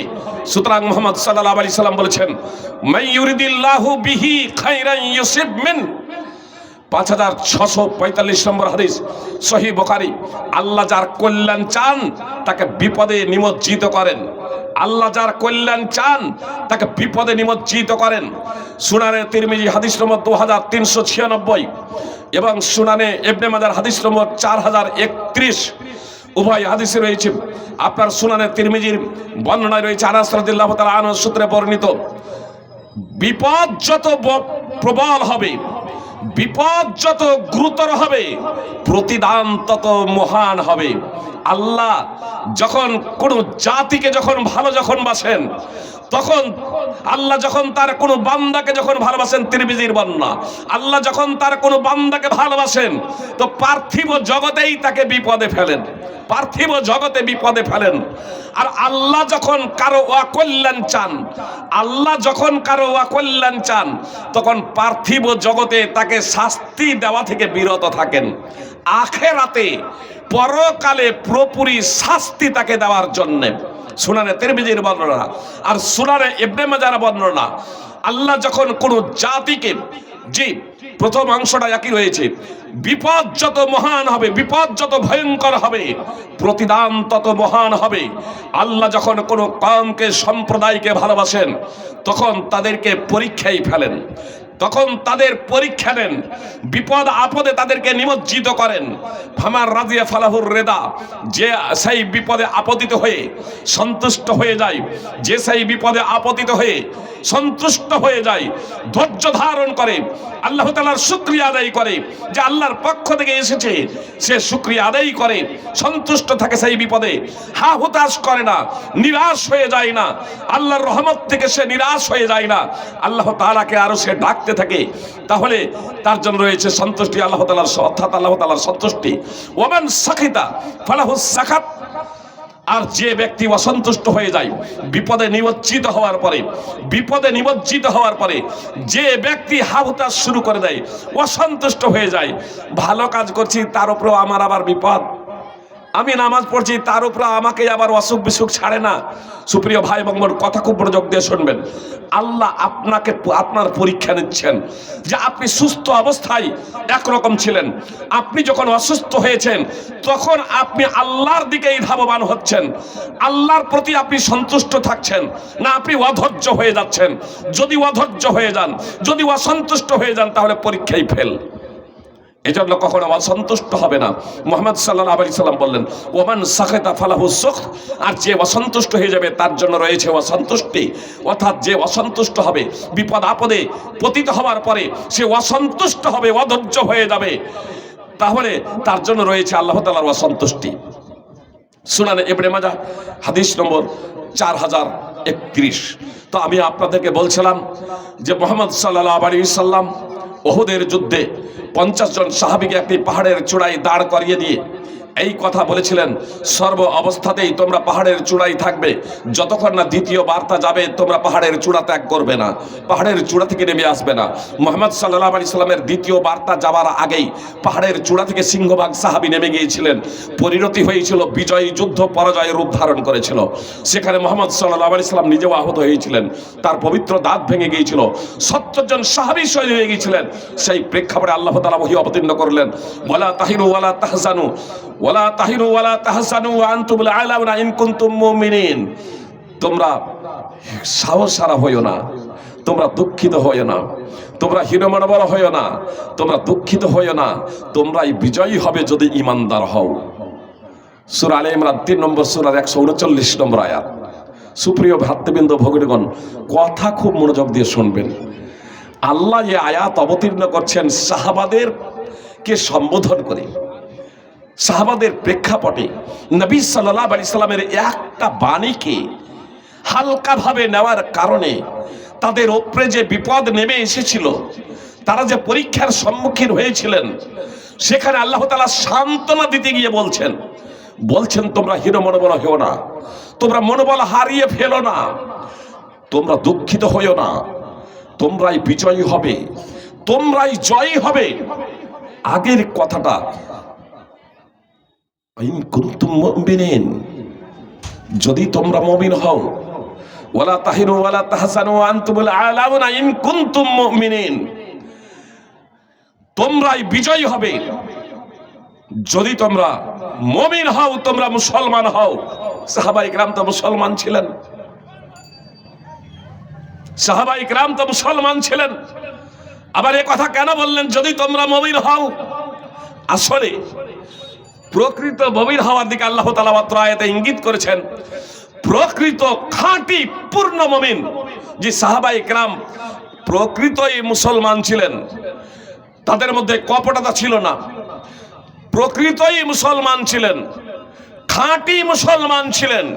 কিন্তু পূর্ণ মুসলমান হওয়ার জন্য সেখানে ওহী যখন চলে আসবে, কোরআন এবং সুন্নাহ, আল্লাহর কথা এবং মুহাম্মদ সাল্লাল্লাহু আলাইহি সাল্লামের কথা, কোরআন এবং হাদিস, এই দুটো যখন চলে আসবে, তখন কোনো প্রকারের যুক্তি পেশ করা যাবে না।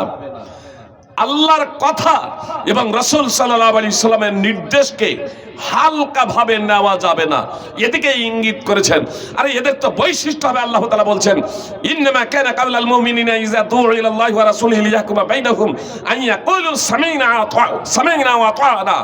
যখন মুমিনদেরকে বলা হবে, মুসলমানদেরকে যখন বলা হবে, আল্লাহ এবং রাসূলের দিকে আহ্বান করা হবে যে তিনি তাদের মাঝে ফায়সালা করে দেবেন, তখন তারা বলবে সামি'না ওয়া আতা'না, আমরা শুনলাম, আমরা মেনে নিলাম, আমরা শুনলাম, আমরা মেনে নিলাম।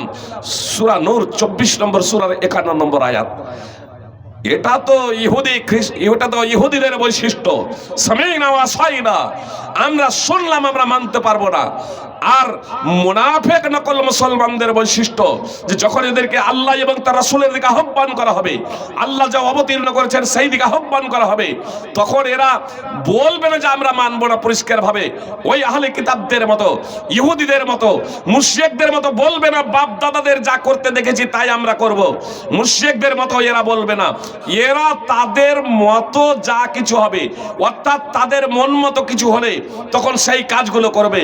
তাদের পক্ষে যদি হয় আর ফায়সালা যদি তাদের পক্ষে হয়, তাহলে তারা তখন দ্রুত গতিতে সেই দিকে এগিয়ে আসবে। আর যদি জানতে পারে যে বিষয়ে ফায়সালা হবে, যে বিষয়ে কোরআন এবং হাদিস আছে, এই কোরআন এবং হাদিসের আয়াত হাদিস এটা আমাদের বিপক্ষে যাবে, তখন তারা চুপচাপ সরে পড়ে, পরিষ্কার বলে না আমরা মানবো না। বাপদাদার তারা দোহাই দেয় না। এরা হচ্ছে নকল মুসলমান, এরা হচ্ছে মুনাফিক। পবিত্র কোরআনে এর সুন্দর চিত্র আল্লাহ তাআলা অঙ্কন করেছেন। সুপ্রিয় ভাতৃবৃন্দ, ভগিনীগণ, এই নকল মুসলমানদের আপনি চিত্র যদি দেখেন, আপনি সূরা নূরেরই 24 নম্বর সূরার 47 থেকে 50 নম্বর আয়াত তাফসীর সহ দ্রষ্টব্য। সুপ্রিয় ভাতৃবৃন্দ ও ভগিনীগণ, আমি আপনাদেরকে বলছি যে কথা একটু আপনারা মনোযোগ দিয়ে শুনবেন। তাহলে আজকে বিশৃঙ্খলা, আজকে অশান্তি, আজকে মুসলিমরা মার খাচ্ছে, এর অন্যতম কারণ হলো যে আমরা পবিত্র কোরআন এবং সুন্নাহ থেকে দূরে সরে গিয়েছি। আল্লাহ তাআলা বলছেন ওয়ালা ইয়াজালুনা মুখতালিফিনা ইল্লা মা রাহিমা রাব্বুক। সূরা হুদ 11 নম্বর সূরার 118 নম্বর শেষাংশ এবং 119 নম্বর আয়াতের প্রথমাংশ। আল্লাহ বলছেন মানব জাতি অব্যাহত ধারায় মতভেদ মতানক্য করবে। মতানক্য শাস্তি না শাস্তি নয়, মতভেদ শাস্তি, ঝগড়া এবং বিবাদ এটা শাস্তি। আল্লাহ বলছেন মানুষ অব্যাহত ধারায় মতানক্য মতভেদ করবে, অব্যাহত ধারায় মতানক্য মতভেদ করবে। ইল্লা মা রাহিমা রাব্বুক, তবে যাদের প্রতি আল্লাহর দয়া, যাদের প্রতি আল্লাহর অনুকম্পা, যাদের প্রতি আল্লাহ তাআলার কৃপা বর্ষিত হবে, রহমত বর্ষিত হবে, তারা আপোষে মতানক্য মতভেদ ঝগড়া বিবাদে লিপ্ত হবে না। তাদের মধ্যে ভালোবাসা, প্রেম, প্রীতি, সহানুভূতি এ সবগুলো তাদের মধ্যে বিরাজ থাকবে। স্বামী এবং স্ত্রীর মাঝে কথা খুব মনোযোগ দিয়ে শুনুন।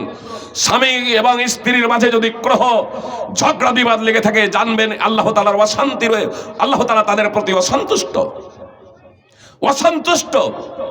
যে রহমত থেকে, আল্লাহর রহমত থেকে তারা বঞ্চিত।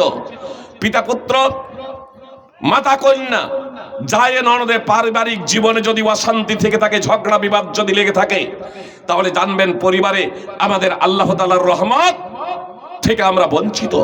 আত্মসমীক্ষা করুন। আল্লাহ তাআলা বলছেন যাদের প্রতি আল্লাহর দয়া, রহমত বর্ষিত হবে, তারা ছাড়া মতভেদে মানুষ লিপ্ত থাকবে, অব্যাহত ধারাই তারা মতানক্য ঝগড়া বিবাদে লিপ্ত থাকবে। তবে যাদের প্রতি আল্লাহর দয়া হবে, তা আল্লাহর দয়া কাদের প্রতি হবে?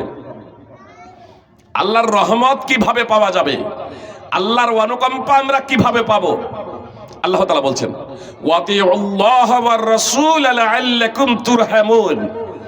তোমরা আল্লাহ এবং রাসূলের আনুগত্য করো, তোমরা আল্লাহ এবং রাসূলের আনুগত্য করো যাতে তোমাদের প্রতি দয়া করা হয়। সূরা আলে ইমরান 3 নম্বর সূরার 132 নম্বর আয়াত।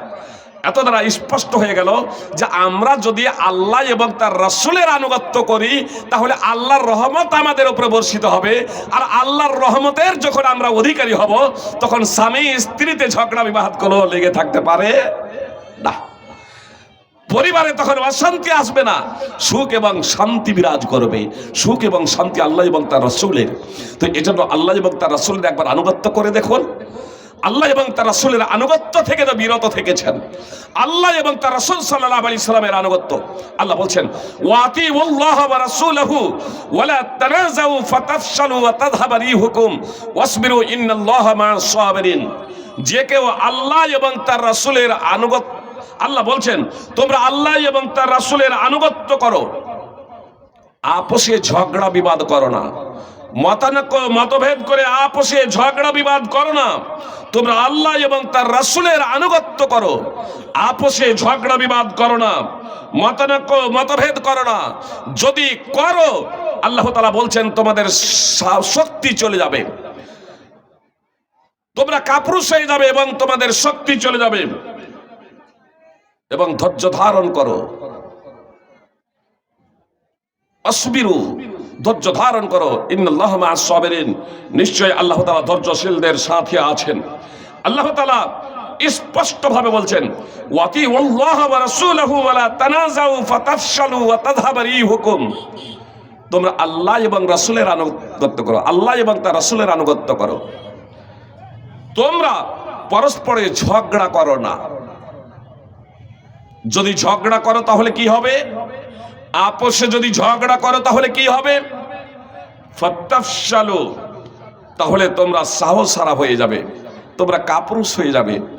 আজকে পৃথিবীতে এত মুসলমান তারপরেও আতঙ্কগ্রস্ত আছে না নাই? কি বলছেন?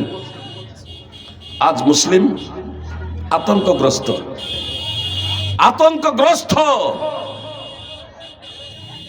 অথচ এই মুসলিমরাই একটা সময় দেশের উপরে দেশ জয় করেছেন,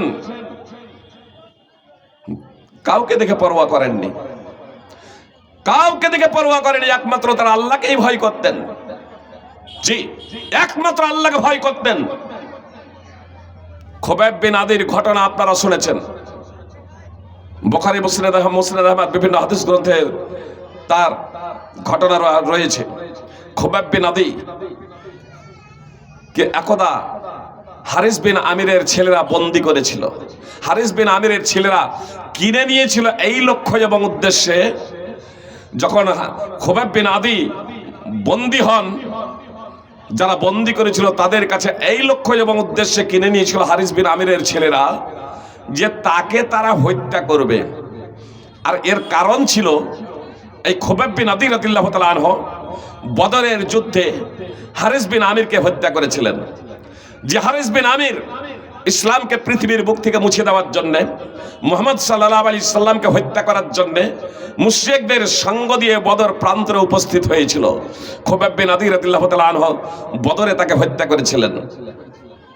এবার যখন হারিসের ছেলেরা দেখলো যে খুবাইব কে কেউ অ্যারেস্ট করেছে, তাদের কাছ থেকে কিনে নিয়েছিল কেবলমাত্র তাকে হত্যা করার জন্য, বাড়িতে লোহার শিকল দিয়ে বেঁধে রেখেছে। ভীত এবং সন্ত্রস্ত নন, ভীত এবং সন্ত্রস্ত তিনি নন। তিনি বললেন আমাকে যখন হত্যা করা হবে, যখন আমাকে তোমরা হত্যা করবে, তো হত্যার একটু আগে আমাকে জানিয়ে দিবে যে এখন তোমাকে হত্যা করা হবে। হত্যার সময় চলে এলো। খুবাইব বিন আদি হারিসের মেয়েকে বলছে আমাকে একখানা খুর দেবে, ক্ষৌর কার্য সম্পাদন করার জন্য খুর আমাকে দিতে পারবে? সে দিয়ে দিয়েছে। সেই মহিলাটি হারিসের মেয়ে, হারিসের ছেলেরা অর্থাৎ ওই মহিলার ভাইরা তাকে হত্যা করবে, লোহার শিকলে বন্দী আছে। সেই অবস্থাতে আপনার একখানা খুর তাকে দিয়ে দিয়েছে, আর খুর তার হাতে রয়েছে। কিছুক্ষণ পরেই সেই মহিলা দেখছে যে তার নিজের সন্তান খুবাইবের উরুতে বসে আছে। বাচ্চাটা খেলতে খেলতে আপনার খুবাইবের কাছে গিয়েছে, আর খুবাইব তাকে উরুতে বসিয়ে নিয়েছে। ওই মহিলার চোখে মুখে আতঙ্কের ছাপ হওয়াটাই স্বাভাবিক। কোনো ব্যক্তিকে কেউ যদি হত্যা করার জন্য যদি বেঁধে রাখে, আর তার কাছে যদি যারা হত্যা করবে তাদের যদি সন্তান কচিকাচারা যদি উপস্থিত হয়ে যায় আর তার কাছে অস্ত্র থাকে, পরিণতি কি হবে জানেন? তাকে হয় হত্যা করবে, তার বলবে অর্থাৎ বন্দি করবে যে আমাকে যদি না ছাড়ো তাহলে এই শিশুকে আমাকে হত্যা করার আগে হত্যা করবো, তাই তো? কিন্তু না, খুবাইব রাদিয়াল্লাহু তাআলা আনহু যখন দেখলেন যে তার মায়ের চোখে মুখে আতঙ্কের ছাপ, তাকে তার অন্তর থেকে আতঙ্ক দূর করার লক্ষ্য এবং উদ্দেশ্যে বললেন, তুমি কি ভেবেছো এই ছেলেটাকে আমি হত্যা করে দেব? কখনো না। তুমি তোমার অন্তর থেকে আতঙ্ক দূর করে দাও, তুমি নিরাপদ হয়ে যাও, তুমি নিশ্চিত হয়ে যাও, আমি একে হত্যা করব না। সেই মহিলা বলছে খুবাইব বিন আদি থেকে আমি ভালো মানুষ আর দেখিনি। বন্দীদের মধ্যে খুবাইব বিন আদি থেকে ভালো মানুষ আর দেখিনি। শুধু তার ছেলেকে ছেড়েছে তাই বলে নয়, ছেলেকে যদি ছাড়ে, কেউ যদি কারো প্রতি অনুকম্পা করে, দয়া করে, সে তার নিকটে ভালো হবে, এটা স্বাভাবিক। এজন্য শুধু বলছে না এমনটি না। ওই বাচ্চার মা বলছে, জি, হারিসের মেয়ে তখন মুশরিকা, তাদের বাড়িতে বাধা আছে, খুবাইব লোহার শিকলে বন্দী। সেই অবস্থাতে তার হাতে আঙ্গুরের থোকা। মুশরিকা একজন মুসলমান মহিলা আল্লাহর কসম খেয়ে বলছে, বলবেন যে গড ভগবানের কসম খাবে? ও তো আরাবিয়ান মহিলারা গড ভগবানের তারা কসম খেত না, আল্লাহ আল্লাহ বলতো, আল্লাহর কসম খেত। আবু জাহেল আবু লাহাবেরা তারাও আল্লাহ আল্লাহ বলতো, আল্লাহরই কসম খেত। তো এই মহিলা একজন অমুসলিম মহিলা, সে আল্লাহর কসম করে বলছে, আল্লাহর কসম করে বলছি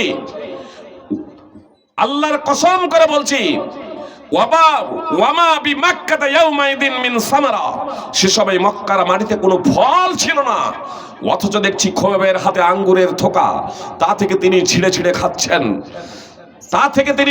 খাচ্ছেন। মা কানা ইল্লা রিজকুন রাযাকাহুল্লাহ। একজন অমুসলিম মহিলা বলছে খুবাইবের হাতে যে এই আঙ্গুরের থোকা, এটা আল্লাহর পক্ষ থেকে তাকে রিজক। যে সময় মক্কার মাটিতে কোনো ফল নেই, সেই সময়ের দৃশ্য বর্ণনা করছেন একজন অমুসলিম মহিলা, যে খুবাইব এত ভালো মানুষ যে ওই শিকলে বন্দী থাকা অবস্থায়, মক্কার মাটিতে কোনো ফল নেই, আর লোহার শিকলে বন্দী থাকা অবস্থায় দেখছি তার হাতে আঙ্গুরের থোকা, তা থেকে তিনি ছিঁড়ে খাচ্ছেন। আল্লাহ বলছেন, যে আল্লাহকে ভয় করে আল্লাহ তার জন্য উত্তরণের পথ বের করে দেন, এবং তাকে এমন উৎস থেকে রিস্ক দান করেন, এমন উৎস থেকে খাদ্য দেন যা সে কল্পনাও করতে পারে না।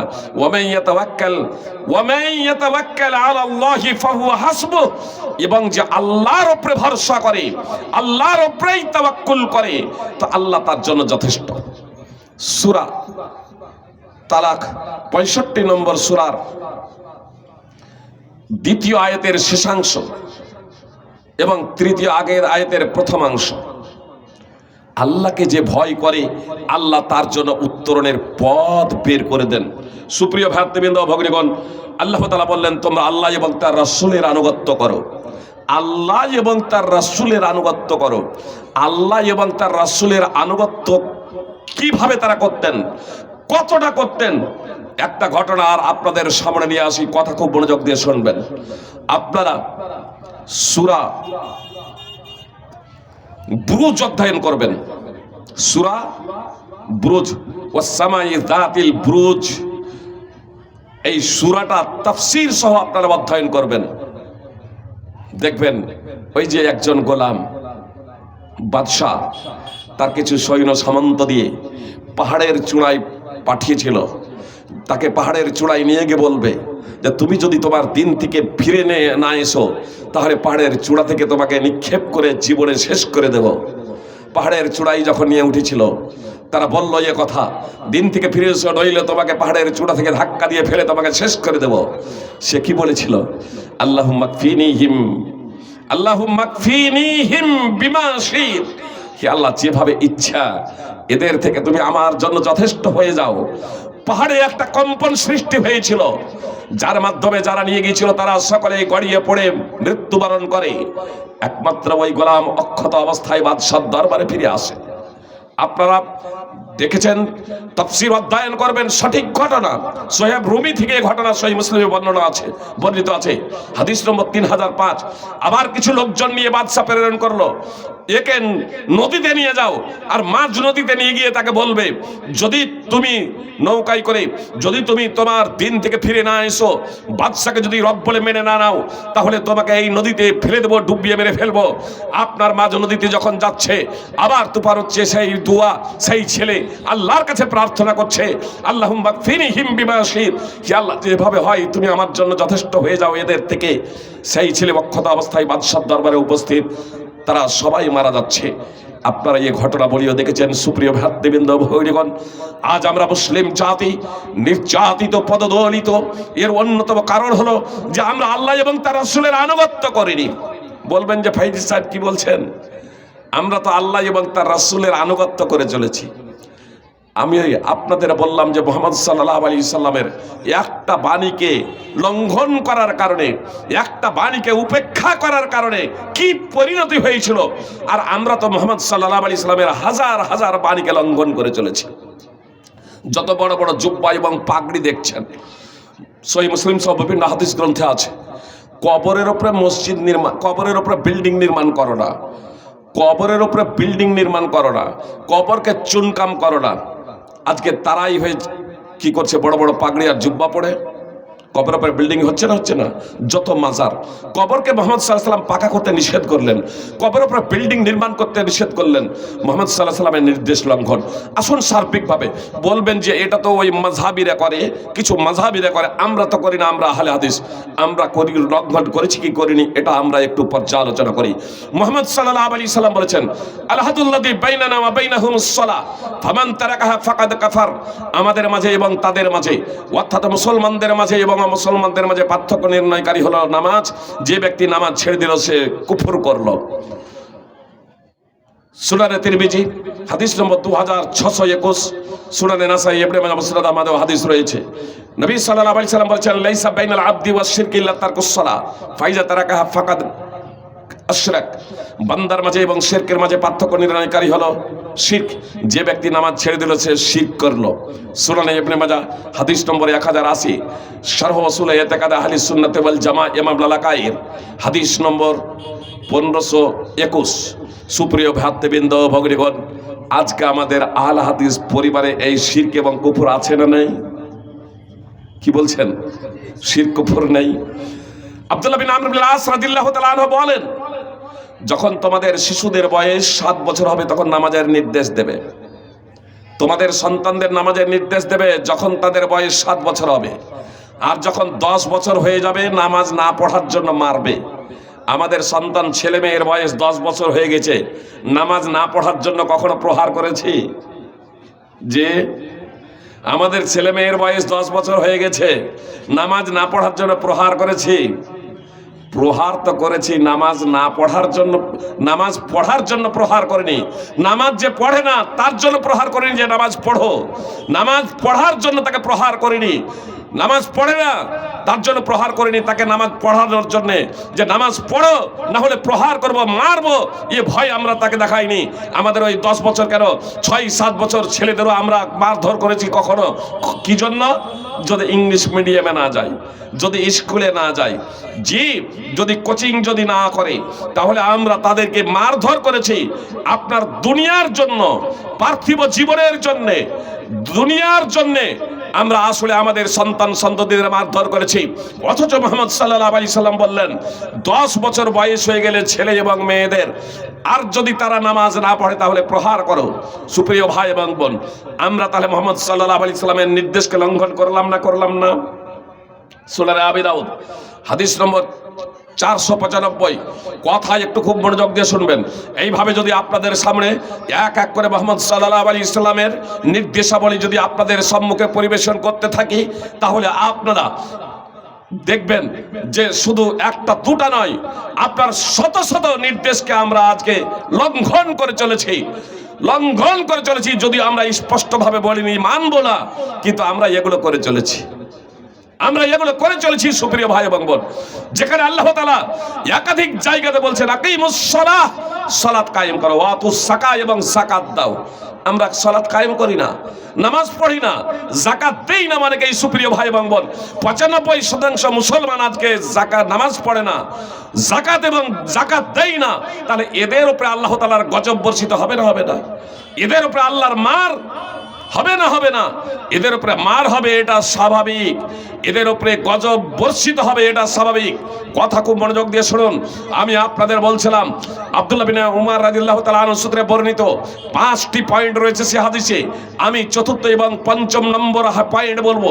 চতুর্থ নম্বর পয়েন্ট বলছিলাম, আল্লাহ তাআলা বিজাতিকে শাসক বানাবেন যখন জাতি আল্লাহর চুক্তি এবং রাসূল সাল্লাল্লাহু আলাইহি ওয়াসাল্লামের চুক্তি লঙ্ঘন করবে এবং তাদের সহায় সম্পদ তারা নিয়ে যাবে।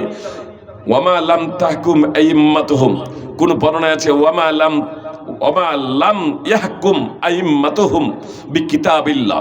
সুনানে ইবনে বাজার বর্ণনা আছে ওয়ামা লাম তাহকুম আইম্মাতুহুম বিকিতাবিল্লাহি ওয়া ইয়াতাখায়্যারু মিম্মা আনজালাল্লাহু ইল্লা জাআলাল্লাহু বাসাহুম বাইনাহুম। আল্লাহ তাআলা স্পষ্ট, আল্লাহ রাসূল সাল্লাল্লাহু আলাইহি সাল্লাম বললেন ওয়ামা লাম তাহকুম আইম্মাতুহুম বিকিতাবিল্লাহ ওয়া ইয়াতাখায়্যারু মিম্মা আনজালাল্লাহু ইল্লা জাআলাল্লাহু বাসাহুম বাইনাহুম। সুনানে ইবনে মাজাহ হাদিস নম্বর 4019। রাসূল সাল্লাল্লাহু আলাইহি সাল্লাম বললেন, যখন ওলামায়ে কেরাম, ইসলামী শাসক, ইসলামী বিচারক, এরা আল্লাহর কিতাব অনুযায়ী, আল্লাহর কিতাব অনুযায়ী এবং আল্লাহ যা অবতীর্ণ করেছে অর্থাৎ পবিত্র কোরআন এবং সুন্নাহ অনুযায়ী যখন ফাইসালা করবে না, ওলামায়ে কেরাম, ধর্মীয় পণ্ডিত, বিচারক, এরা যখন আল্লাহর অবতীর্ণ বিধান অনুযায়ী, কোরআন এবং সুন্নাহ অনুযায়ী ফাইসালা করবে না, তখন আল্লাহ তাআলা তাদের মধ্যে বিভেদ সৃষ্টি করে দেবেন। আল্লাহ তাদের মাঝে ঝামেলা বাঁধিয়ে দেবেন। আজকে দেখছেন না বক্তাতে বক্তাতে ঝগড়া, আজকে দেখছেন না মুফতিতে মুফতিতে মার, আজকে দেখছেন না একই লাঠি, একই পোশাক, একই ড্রেসে মারপিট, আজকে দেখছেন না এক দেশের মুসলমান আর এক দেশের মুসলমান নেতা মুসলিম দেশে আপোষে কিভাবে তারা লড়াই ঝগড়া করছে। আজকে দেখছেন না একজন মুসলিম তার প্রতিবেশী মুসলিমের সাথে, এমনকি স্বামী স্ত্রীর মাঝে কিভাবে দ্বন্দ্ব, পিতা পুত্রের মাঝে কিভাবে দ্বন্দ্ব, যায় ননদের শাশুড়ি বয়ে ঝগড়া বিবাদ অব্যাহত ধারায় আজকে আমাদের লেগেই আছে। এটা কেন বুঝতে পারছেন না? আজকে আমরা কি কোরআন এবং সুন্নাহ অনুযায়ী ফাইসালা করছি? আমি কি কোরআন এবং সুন্নাহ অনুযায়ী বিবাহ করেছি? আমি কি কোরআন এবং সুন্নাহ অনুযায়ী ওয়ালিমা দিয়েছি? আমি কি কোরআন এবং সুন্নাহ অনুযায়ী সমাজ পরিচালনা করছি?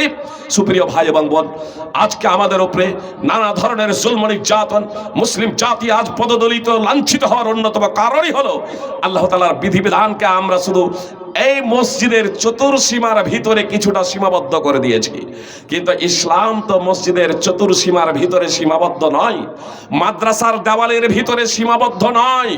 আপনার ইসলাম আল্লাহ তাআলা প্রদত্ত জীবন ব্যবস্থা। ইসলাম হলো আল্লাহ তাআলা প্রদত্ত জীবন ব্যবস্থা। এই ইসলাম যেমন মসজিদে আমরা ঐক্যবদ্ধভাবে ইমামের আগে যেমন মুক্তাদিকেও আমরা আল্লাহু আকবার বলতে পারি না, নামাজের কাতার দাঁড়িয়ে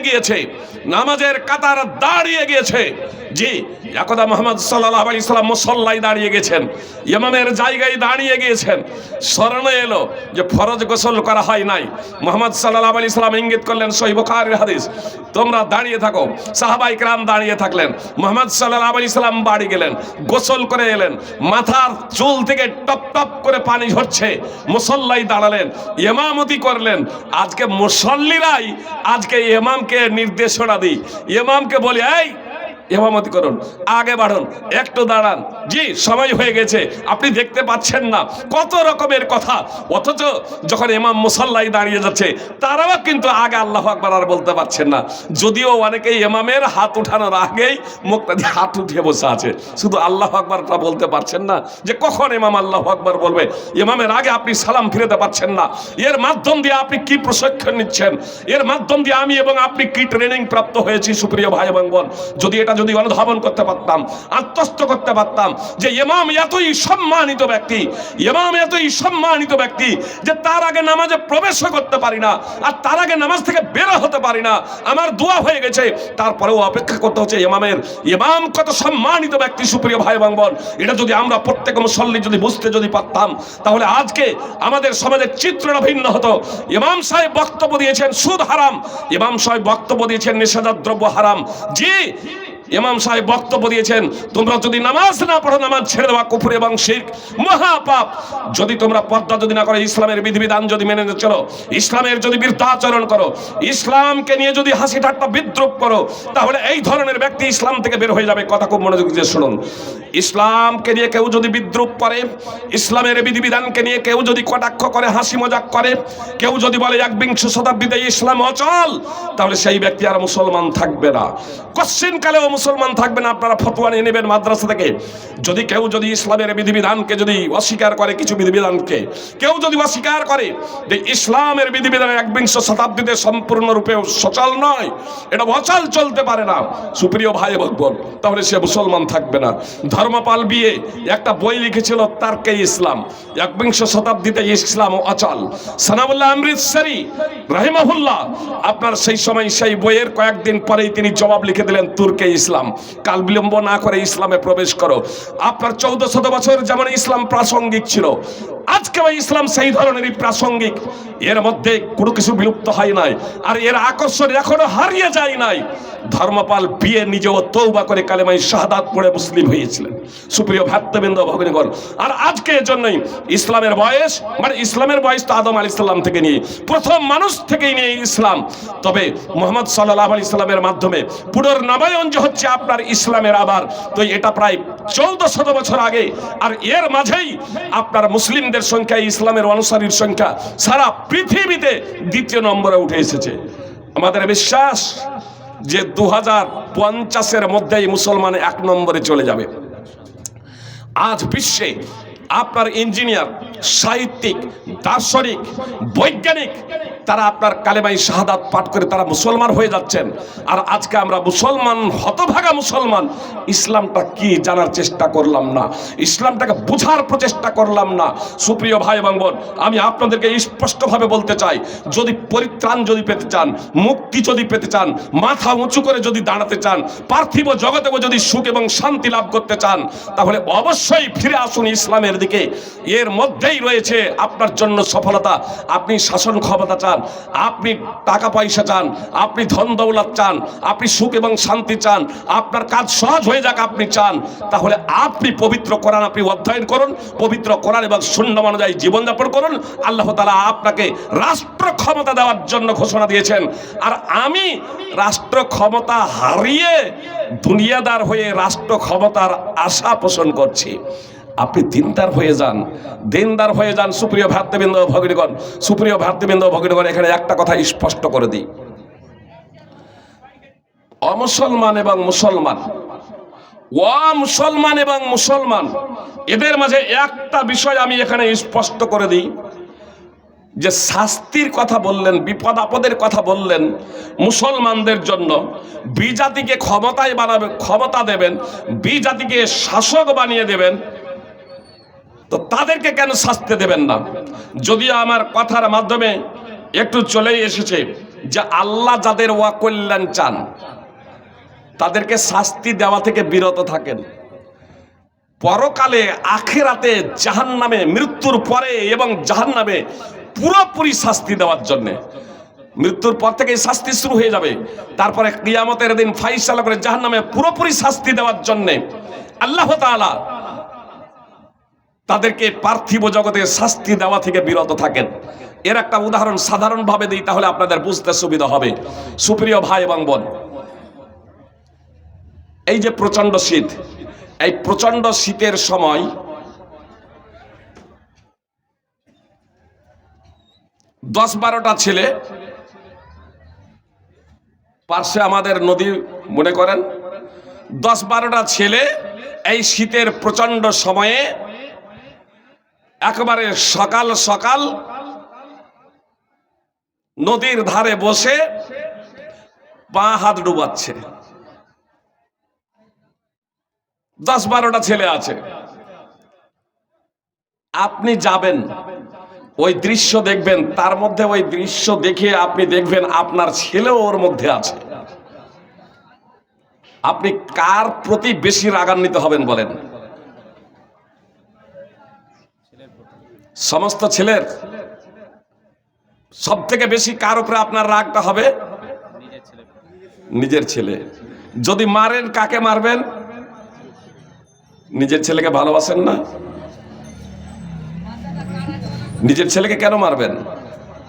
আরে ভালোবাসেন বলেই মারবেন আপনি, যাতে বিপদ থেকে বেঁচে যায়। অন্য ছেলেকে বড় জোর একটু বকা দিতে পারেন, কিন্তু অন্য ছেলের গায়ে আপনি হাত তুলবেন না, নিজের ছেলেকেই আপনি মারবেন। জি সুপ্রিয় ভাতৃবৃন্দ, ভগ্নীগণ, আল্লাহ বলছেন ওয়ালা নুযীকান্নাহুম মিনাল আযাবিল আদনা দুনাল আযাবিল আকবার লাআল্লাহুম ইয়ারজিউন। দুনিয়াতে আল্লাহ তাআলা ছোট ছোট শাস্তি প্রদান করেন। দুনিয়ার যত শাস্তি আছে সমস্ত শাস্তি, কবরের শাস্তি, কিয়ামতের শাস্তি, জাহান্নামের শাস্তি থেকে অতি সামান্য, অতি সামান্য। কেন এই শাস্তিটা দেন? যাতে বড় শাস্তি থেকে তারা পরিত্রাণ পেয়ে যায়, বড় বিপদ থেকে, কঠিন শাস্তি থেকে যাতে তারা বেঁচে যায়, আল্লাহর দিকে প্রত্যাবর্তন করে। যখন জাতি যখন দেখবে, মুসলিম যখন দেখবে আমরা পদদলিত, আমরা লাঞ্ছিত, আমাদের মাঝে বিশৃঙ্খলা,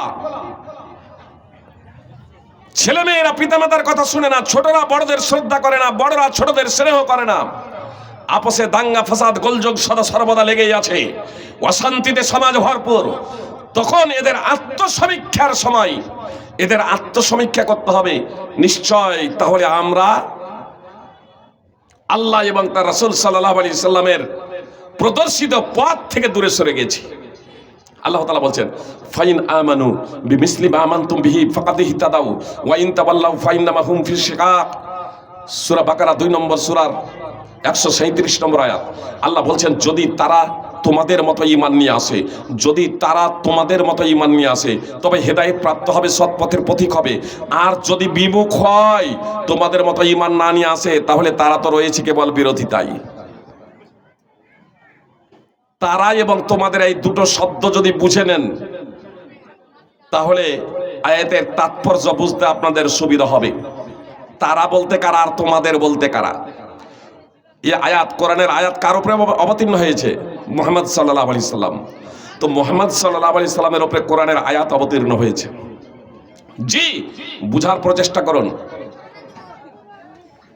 ইসলামকে আমাদের মাথা নত করে মেনে নিতে হবে, কোরআন এবং সুন্নাহ। আমার মতের, আমার বাপ দাদার, আমার মাযহাবের অনুকূলে হোক আর প্রতিকূলে হোক।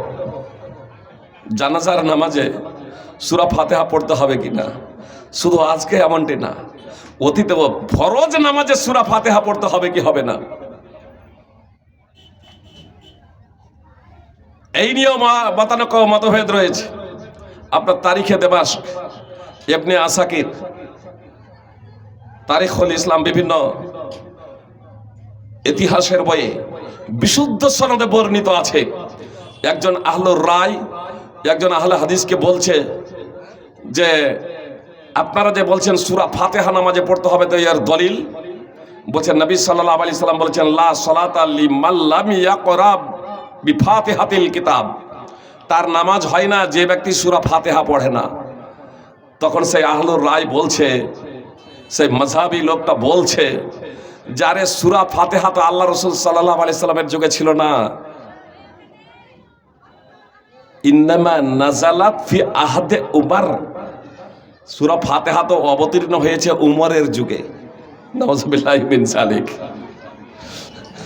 যখন কোনো কিছু আর খুঁজে পায় না, তখন বলে সূরা ফাতিহা রাসূল সাল্লাল্লাহু আলাইহি সাল্লামের যুগে ছিলই না, এটা তো উমর রাদিয়াল্লাহু তাআলা আনহুর যুগে, মানে আল্লাহ রাসূল সাল্লাল্লাহু আলাইহি সাল্লামের ইন্তেকালের পরে, আবু বকরের ইন্তেকালের পরে এটা অবতীর্ণ হয়েছে। নাউযুবিল্লাহি মিন যালিক। কোরআন এবং সুন্নাহ আমার পক্ষে হোক আর বিপক্ষে হোক, সর্ব অবস্থাতেই কোরআন এবং সুন্নাহকে আমাদের মেনে নিতে হবে। পক্ষে থাকলে তো ঠিকই আছে, আর যদি আমার মতের বিপক্ষেও হয়, আমার মতকে বিসর্জন দিতে হবে, আমার বুঝকে বিসর্জন দিতে হবে। তারপরে কোরআন এবং সুন্নাহকে অগ্রাধিকার দিয়ে কোরআন এবং সুন্নাহকে মাথা নত করে আমাদের মেনে নিতে হবে। আমরা যদি এটা করতে পারি, তাহলে আল্লাহ তাআলার রহমত আমাদের উপরে বর্ষিত হবে ইনশাআল্লাহ। তো আল্লাহ তাআলা বললেন, যদি তারা তোমাদের মতো ঈমান নিয়ে আসে তবে হেদায়েত প্রাপ্ত হবে। তোমাদের বলতে কারা? তোমাদের বলতে সাহাবায়ে কেরাম। তার কারণ এই আয়াত যখন অবতীর্ণ হয় সকলের ঐক্যমতেই, তখন যারা মুসলমান হয়েছিলেন তাদেরকে সাহাবা বলা হয়, তাদেরকে সাহাবা বলা হয়। তো সাহাবাদের ঈমানের দৃষ্টান্ত দিচ্ছেন। পরবর্তীতে তারা বলতে সেই সময় যারা ইসলাম কবুল করেনি, ইহুদি, খ্রিস্টান, অগ্নিপূজক, মুশরিক তথা অমুসলিম, কিয়ামতের আগে পর্যন্ত যত মানুষ জন্মগ্রহণ করবে এরা সবাই হলো তারা। জি, আমরাও হলাম তারা, আমরাও হলাম তারা। আনোয়ার ফৈজি, আব্দুল্লাহ সালাফি থেকে নিয়ে ইমামগণ, ইমাম আবু হানিফা, ইমাম মালিক, ইমাম আহমদ ইবনে হাম্বল, ইমাম শাফি রাহিমাহুল্লাহ, তারা সকলেই হলেন তারা। এরা কখন হেদায়েত প্রাপ্ত হবে? এরা কখন হেদায়েত প্রাপ্ত হবে?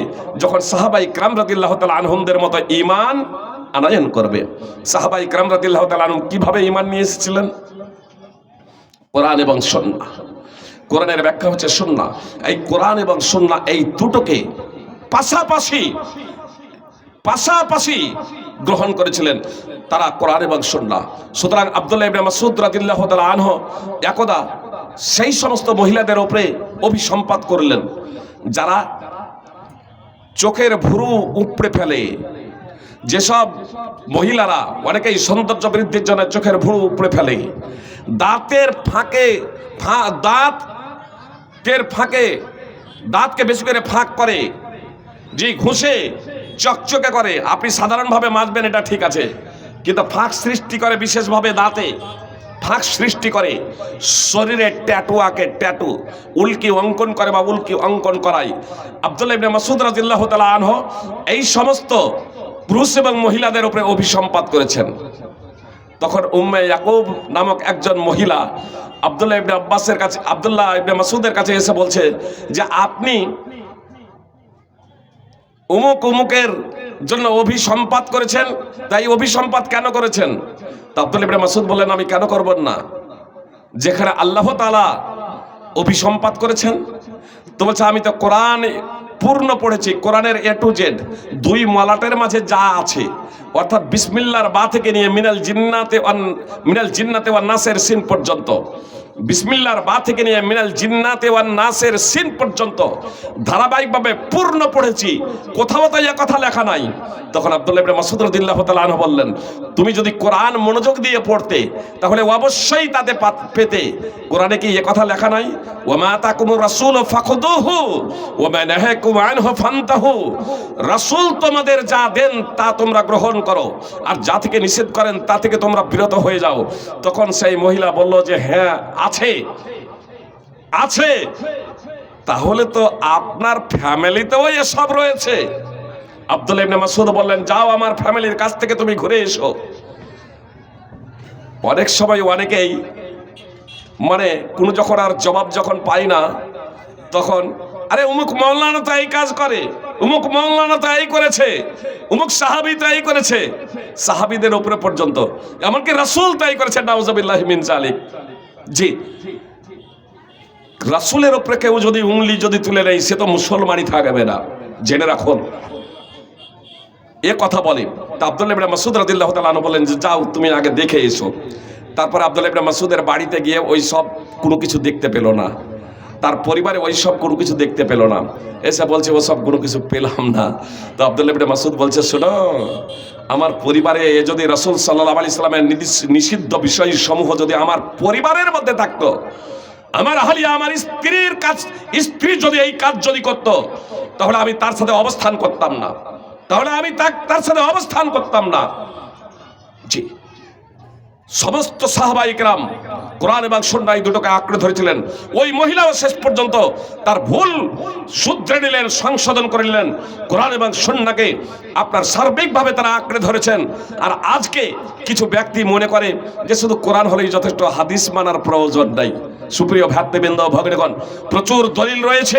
আসলে এরা কোরআনও মানে না। যারা বলে আমি শুধু কোরআন মানি, এরা আসলে কোরআনও মানে না, কোরআন বুঝে না। এজন্য আপনার আমাকে এবং আপনাকে যদি শান্তি যদি পেতে হয় তাহলে পবিত্র কোরআন এবং সুন্নাহ আঁকড়ে ধরতে হবে। আল্লাহ তাআলা বলছেন ওয়া'আদাল্লাহুল্লাযীনা আমানু মিনকুম ওয়া আমিলুস সালিহাতি লা ইস্তাখলিফান্নাহুম ফিল আরদি কামা ইস্তাখলাফাল্লাযীনা মিন ক্বাবলিহিম ওয়া লা ইউমাক্কিনান্না লাহুম দীনাহুম আল্লাযী ইরতাদা লাহুম ওয়া লা ইউবাদদিলান্নাহুম মিন বা'দি খাউফিহিম আমনা ইয়াবুদুনানি লা ইউশরিকুনা বি শাইআ। সূরা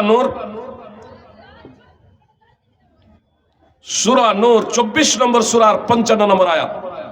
আল্লাহ তাআলা বলছেন যে আল্লাহ তোমাদের মধ্যে যারা ঈমান এনেছে এবং সৎকর্ম করেছে তাদের সাথে ওয়াদা করছেন।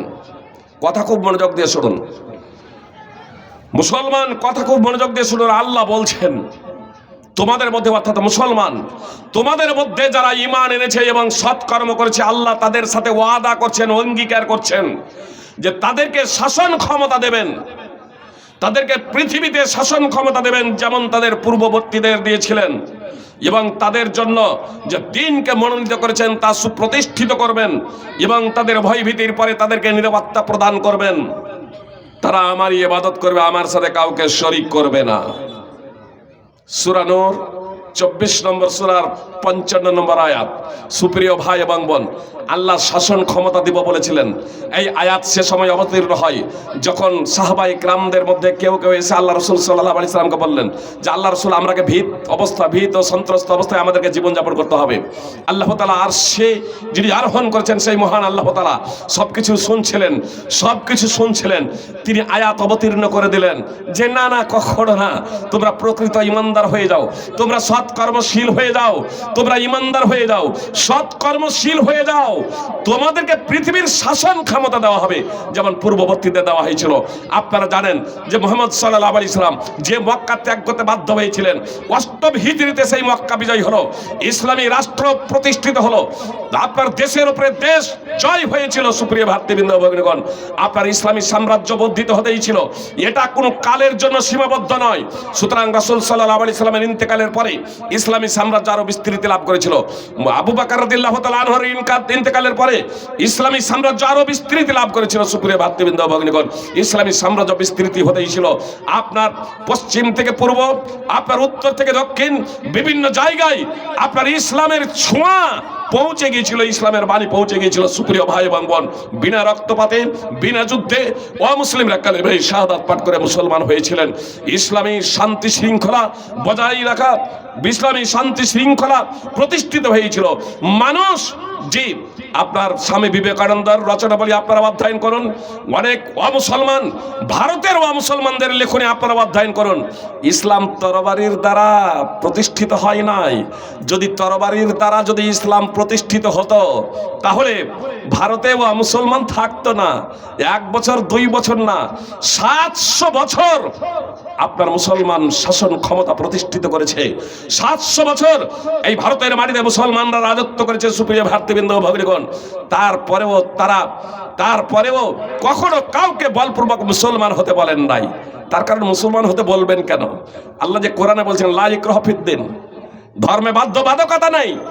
আনসার যাদের সন্তান ইহুদি হয়ে গিয়েছিল মুহাম্মদ সাল্লাল্লাহু আলাইহি সাল্লামের মদিনাতে যাওয়ার আগে, আনসার যারা মুসলমান হয়েছিলেন, মুসলমান এবং সহযোগিতা করেছিলেন, এর জন্য এদের আনসার বলা হয়। তো মুহাম্মদ ইসলাম কবুলের আগে তাদের সন্তান ইহুদি হয়ে গিয়েছিল, তারা মানত ইহুদি হয়ে গিয়েছিল। খুব সংক্ষেপে বলি, সুনানে আবু দাউদে এই প্রসঙ্গে হাদিস রয়েছে। ইহুদি হয়ে গিয়েছিল। একটা সময় যখন তারা নিজেদের সন্তানকে বলপূর্বক মুসলমান বানানোর সিদ্ধান্ত নিয়েছিল, সেই প্রেক্ষাপটে লা ইকরাহা ফিদ্দিন কাদ তাবায়্যানা রুশদু মিনাল গায় এই আয়াত অবতীর্ণ হয়েছে যে বলপূর্বক কাউকে মুসলমান বানানো যাবে না। যেখানে ইসলামের মূল গ্রন্থ পবিত্র কোরআনে আল্লাহ তাআলা দায়িত্বহীনভাবে ঘোষণা করছেন, সেখানে কোরআনের অনুসারী আপনার কাউকে বলপূর্বক মুসলমান করবে, এটা কখনো হতে পারে না। সুপ্রিয় ভাতৃবৃন্দ ভগ্নীগণ, ফল কথা, আজকে মুসলিম জাতি পদদলিত, লাঞ্ছিত, এর অন্যতম কারণ হলো যে মুসলিম জাতি পবিত্র কোরআন এবং সুন্নাহকে ছেড়ে দিয়েছে। আসুন শুধু পবিত্র কোরআন এবং সুন্নাহকে মসজিদ এবং মাদ্রাসার মধ্যে সীমাবদ্ধ না রেখে আমরা নিজেদের ব্যক্তিগত জীবনে, পারিবারিক জীবনে, সামাজিক জীবনে বাস্তবায়নের সর্বাত্মক প্রচেষ্টা করি। যদি আমরা ইসলামকে ব্যক্তি জীবনে, পারিবারিক জীবনে, সামাজিক জীবনে বাস্তবায়নের সর্বাত্মক প্রচেষ্টা করি, তাহলে ইনশাআল্লাহ আল্লাহ তাআলার রহমত, আল্লাহ তাআলার করুণা, আল্লাহ তাআলার সাহায্য সহযোগিতা আমাদের উপরে বর্ষিত হবে। আল্লাহ তাআলা বলছেন, ইয়া আইয়ুহাল্লাযীনা আমানু ইন তানসুরুল্লাহা ইয়ানসুরকুম, হে ঈমানদারেরা তোমরা আল্লাহর দ্বীন বাস্তবায়িত করো, আল্লাহর দ্বীনকে প্রতিষ্ঠিত করো, আল্লাহ তোমাদের সহযোগিতা করবেন। সূরা মুহাম্মদ। সুপ্রিয় ভ্রাতৃবৃন্দ ও ভগিনীগণ, আপনার শুধু বদর প্রান্তরে আল্লাহ তাআলা সেনাবাহিনী ফেরেশতা পাঠিয়েছিলেন তাই নয়, মক্কা বিজয় হচ্ছে বিনা রক্তপাতে, বিনা যুদ্ধে। আর তারপরে পরে হুনাইনের যুদ্ধ হয়েছিল, ইতিহাস অধ্যয়ন করবেন, আর রাহিকুল মাকতুম অধ্যয়ন আপনারা করবেন। আপনার হুনাইনের যুদ্ধ, এই হুনাইনের যুদ্ধে মুসলমানদের সংখ্যা অনেক বেশি, এত বিপুল সংখ্যক এর আগে কখনো হয় নাই। তার কারণ মক্কা বিজয়ে যতগুলো সেনাবাহিনী গিয়েছিলেন তারা তো ছিলেনই, আপনার মক্কার মানুষেরাও কাফের এবং মুশরিকেরা তারাও ইসলাম গ্রহণ করেছিল স্বেচ্ছায় স্বতঃস্ফূর্তভাবে। মুহাম্মদ সাল্লাল্লাহু আলাইহি সাল্লাম তাদেরকে ক্ষমা করে দিয়েছিলেন। আবু হুরায়রা রাদিয়াল্লাহু তাআলা আনহু বর্ণনাকারী, মুহাম্মদ সাল্লাল্লাহু আলাইহি সাল্লাম তাদেরকে ক্ষমা করে দিচ্ছেন, আদালতে কাঠগড়ায় উঠাচ্ছেন না। মানবের সবথেকে বড় দয়াশীল ব্যক্তি হচ্ছেন মুহাম্মদ সাল্লাল্লাহু আলাইহি সাল্লাম। তিনি প্রতিশোধ নিচ্ছেন না, তিনি ক্ষমা করে দিচ্ছেন, কাউকে ভর্ৎসনা করছেন না। আবু হুরায়রা রাদিয়াল্লাহু তাআলা আনহু পর্যবেক্ষণকারী সচক্ষে তার দেখা ঘটনা বর্ণনা করছেন, যখন মুহাম্মদ সাল্লাল্লাহু আলাইহি সাল্লাম যখন ঘোষণা করছেন, মক্কার কাফের মুশরিক যারা মুহাম্মদ সাল্লাল্লাহু আলাইহি সাল্লাম এবং তার সঙ্গী সাথীদের উপরে জুলম অত্যাচার করেছিল, মুহাম্মদ সাল্লাল্লাহু আলাইহি সাল্লামকে মক্কা ত্যাগ করতে বাধ্য করেছিল, তারা নিজেদের ঘরে প্রবেশ করে দরজা জানলা বন্ধ করে দিয়েছিল। আর মুহাম্মদ সাল্লাল্লাহু আলাইহি সাল্লামের ক্ষমার বাণী শ্রবণ করা মাত্রই ফাখারাজু, তারা ঘর থেকে বের হচ্ছে, কান্নামা নাশারু মিনাল কবর, যেন তারা হাসরের ময়দানে কবর থেকে উত্থিত হচ্ছে। মানে ক্ষমার বাণী শোনার পরেও তাদের চোখে মুখে আতঙ্কের ছাপ। ফাদাখালু ফিল ইসলাম, তারা কালেমায়ে শাহাদাত পড়ে মুসলমান হয়ে গেলেন। ইমাম বাইহাকীর সুনানুল কুবরা হাদিস নম্বর 18275। সুপ্রিয় ভাই এবং বোন, এবার মুসলমানের সংখ্যা কত বুঝতেই পারছেন আপনারা। এর পরে হচ্ছে হুনাইনের যুদ্ধে, আর হুনাইনের যুদ্ধে সাহাবায়ে কেরাম সংখ্যাধিক্যের একটু গৌরব করেছিলেন। আজকে আমাদের যত সেনাবাহিনী আছে, আজকে যত আমাদের অস্ত্র শস্ত্র আছে, আজকে শত্রু সৈন্য আমাদের সামনে টিকতে পারে না। আল্লাহ তাআলা তাদের এই সংখ্যাধিক্যের গৌরবের প্রতি আল্লাহ তাআলা সন্তুষ্ট হন নাই, সাধারণভাবে তাদের ছেড়ে দিলেন। আপনার ওই হুনাইনের যুদ্ধের প্রারম্ভেই আপনার সাহাবায়ে কেরাম ছত্রভঙ্গ হয়ে গেলেন। মুহাম্মদ সাল্লাল্লাহু আলাইহি সাল্লাম ডাক দিলেন, সাহাবায়ে কেরাম রাদিয়াল্লাহু তাআলা আনহুমদের ডাক দিলেন। মুহাম্মদ সাল্লাল্লাহু আলাইহি সাল্লাম তারা এলেন। আল্লাহ তাআলা আসমান থেকে সেনাবাহিনী পাঠিয়ে দিলেন, ফেরেশতা পাঠিয়ে দিলেন। সূরা তওবা 9 নম্বর সূরার 25 এবং 26 নম্বর আয়াত তাফসীর সহ দ্রষ্টব্য। আল্লাহ তাআলা আবার রহমত তাদের উপরে বর্ষণ করলেন। সুপ্রিয় ভাই এবং বোন, আল্লাহ স্পষ্টভাবে বলছেন, ইয়া আইয়ুহাল্লাযীনা আমানু ইন তানসুরুল্লাহা ইয়ানসুরকুম। আল্লাহ তাআলা বলছেন, হে ঈমানদারেরা তোমরা আল্লাহর দ্বীনকে প্রতিষ্ঠিত করো, আল্লাহ তোমাদের সহযোগিতা করবেন। সমস্যা কিসের? কথা শেষ করছি। সমস্যা কিসের? আপনি জটিল সমস্যায় পড়েছেন, আপনি নামাজ পড়ুন, আল্লাহকে ভয় করুন। আল্লাহ বলছেন, ওয়া মান ইয়াত্তাকিল্লাহ ইয়াজআল লাহু মিন আমরিহি ইসরা। আল্লাহ বলছেন, যে আল্লাহকে ভয় করে আল্লাহ তার জন্য তার কাজকে সহজ করে দেন। আপনি পরীক্ষা নিয়ে টেনশনে ভুগছেন, আপনি অর্থনৈতিক সমস্যায় জর্জরিত, আপনি বালা মুসিবত রোগ বিপদ নিয়ে আপনি জর্জরিত, মানুষের কাছে হাত পেতেছেন, আল্লাহর কাছে হাত পেতেছেন কখনো? শেষ রাত্রের শেষ তৃতীয়াংশে আল্লাহ প্রথম আসমানে নেমে আসেন। আর প্রথম আসমানে নেমে এসে আল্লাহ তাআলা বলেন, কে আছে আমার কাছে চাইবা আমি তাকে দেব? কে আছে আমার কাছে চাইবা আমি তাকে দেব? কে আছে আমার কাছে ক্ষমা প্রার্থনা করবে, ক্ষমা চাইবে, আমি তাকে ক্ষমা করে দেব? কে আছে অসুস্থ আমার কাছে রোগ মুক্তির দোয়া করবে, আমি তাকে রোগ মুক্ত করব? সুপ্রিয় ভ্রাতৃবৃন্দ ভগিনীগণ, আপনার আল্লাহর কাছে প্রকৃত অর্থে আমরা চাইনি। আপনার ওষুধ আপনি খান, নিষেধ নেই, এটা হচ্ছে মাধ্যম, কিন্তু এই ওষুধ তখনই কাজ করবে যখন আল্লাহ তাআলার অনুমতির সাথে এটা মিলে যাবে। সুপ্রিয় ভাই এবং বোন, এই জন্য সৎ হন, পাপাচার ছেড়ে দেন, আল্লাহ তাআলার আনুগত্য করুন, তার রাসূল সাল্লাল্লাহু আলাইহি সাল্লামের আনুগত্য করুন। সার্বিক জীবনে, ব্যক্তিগত জীবনে, পারিবারিক জীবনে, আপনার চলা ফেরা, খাওয়া দাওয়া, উঠা বসা, সমস্ত ক্ষেত্রে আমরা যদি আমাদের কোরআন এবং সুন্নাহ অনুযায়ী জীবন পরিচালনা করতে সক্ষম হই, জীবন পরিচালনা করার জন্য যদি আমরা সদা সর্বদা প্রস্তুত হই, তাহলে ইনশাআল্লাহ আল্লাহ তাআলার রহমত আমাদের উপরে বর্ষিত হবে। হে আল্লাহ, তুমি নিজ রহমতে আমাদেরকে সেই তৌফিক দান করো, যার মাধ্যমে তোমার জীবন ব্যবস্থা বাস্তবায়ন করতে আমাদের জন্য খুব সহজ হয়ে যায়। পবিত্র কোরআন এবং সুন্নাহ যাতে তোমার নবীর প্রদর্শিত পথে, মুহাম্মদ সাল্লাল্লাহু আলাইহি সাল্লামের প্রদর্শিত পথে যাতে আমরা কোরআন এবং সুন্নাহকে বাস্তবায়ন করতে পারি, তার জন্য তুমি আমাদের তৌফিক দান করো। আমিন। আকুলু কাউলি হাযা আস্তাগফিরুল্লাহ লি ওয়া লাকুম ওয়া লিসাইরিল মুসলিমিন। আসসালামু আলাইকুম ওয়া রাহমাতুল্লাহি ওয়া বারাকাতুহু।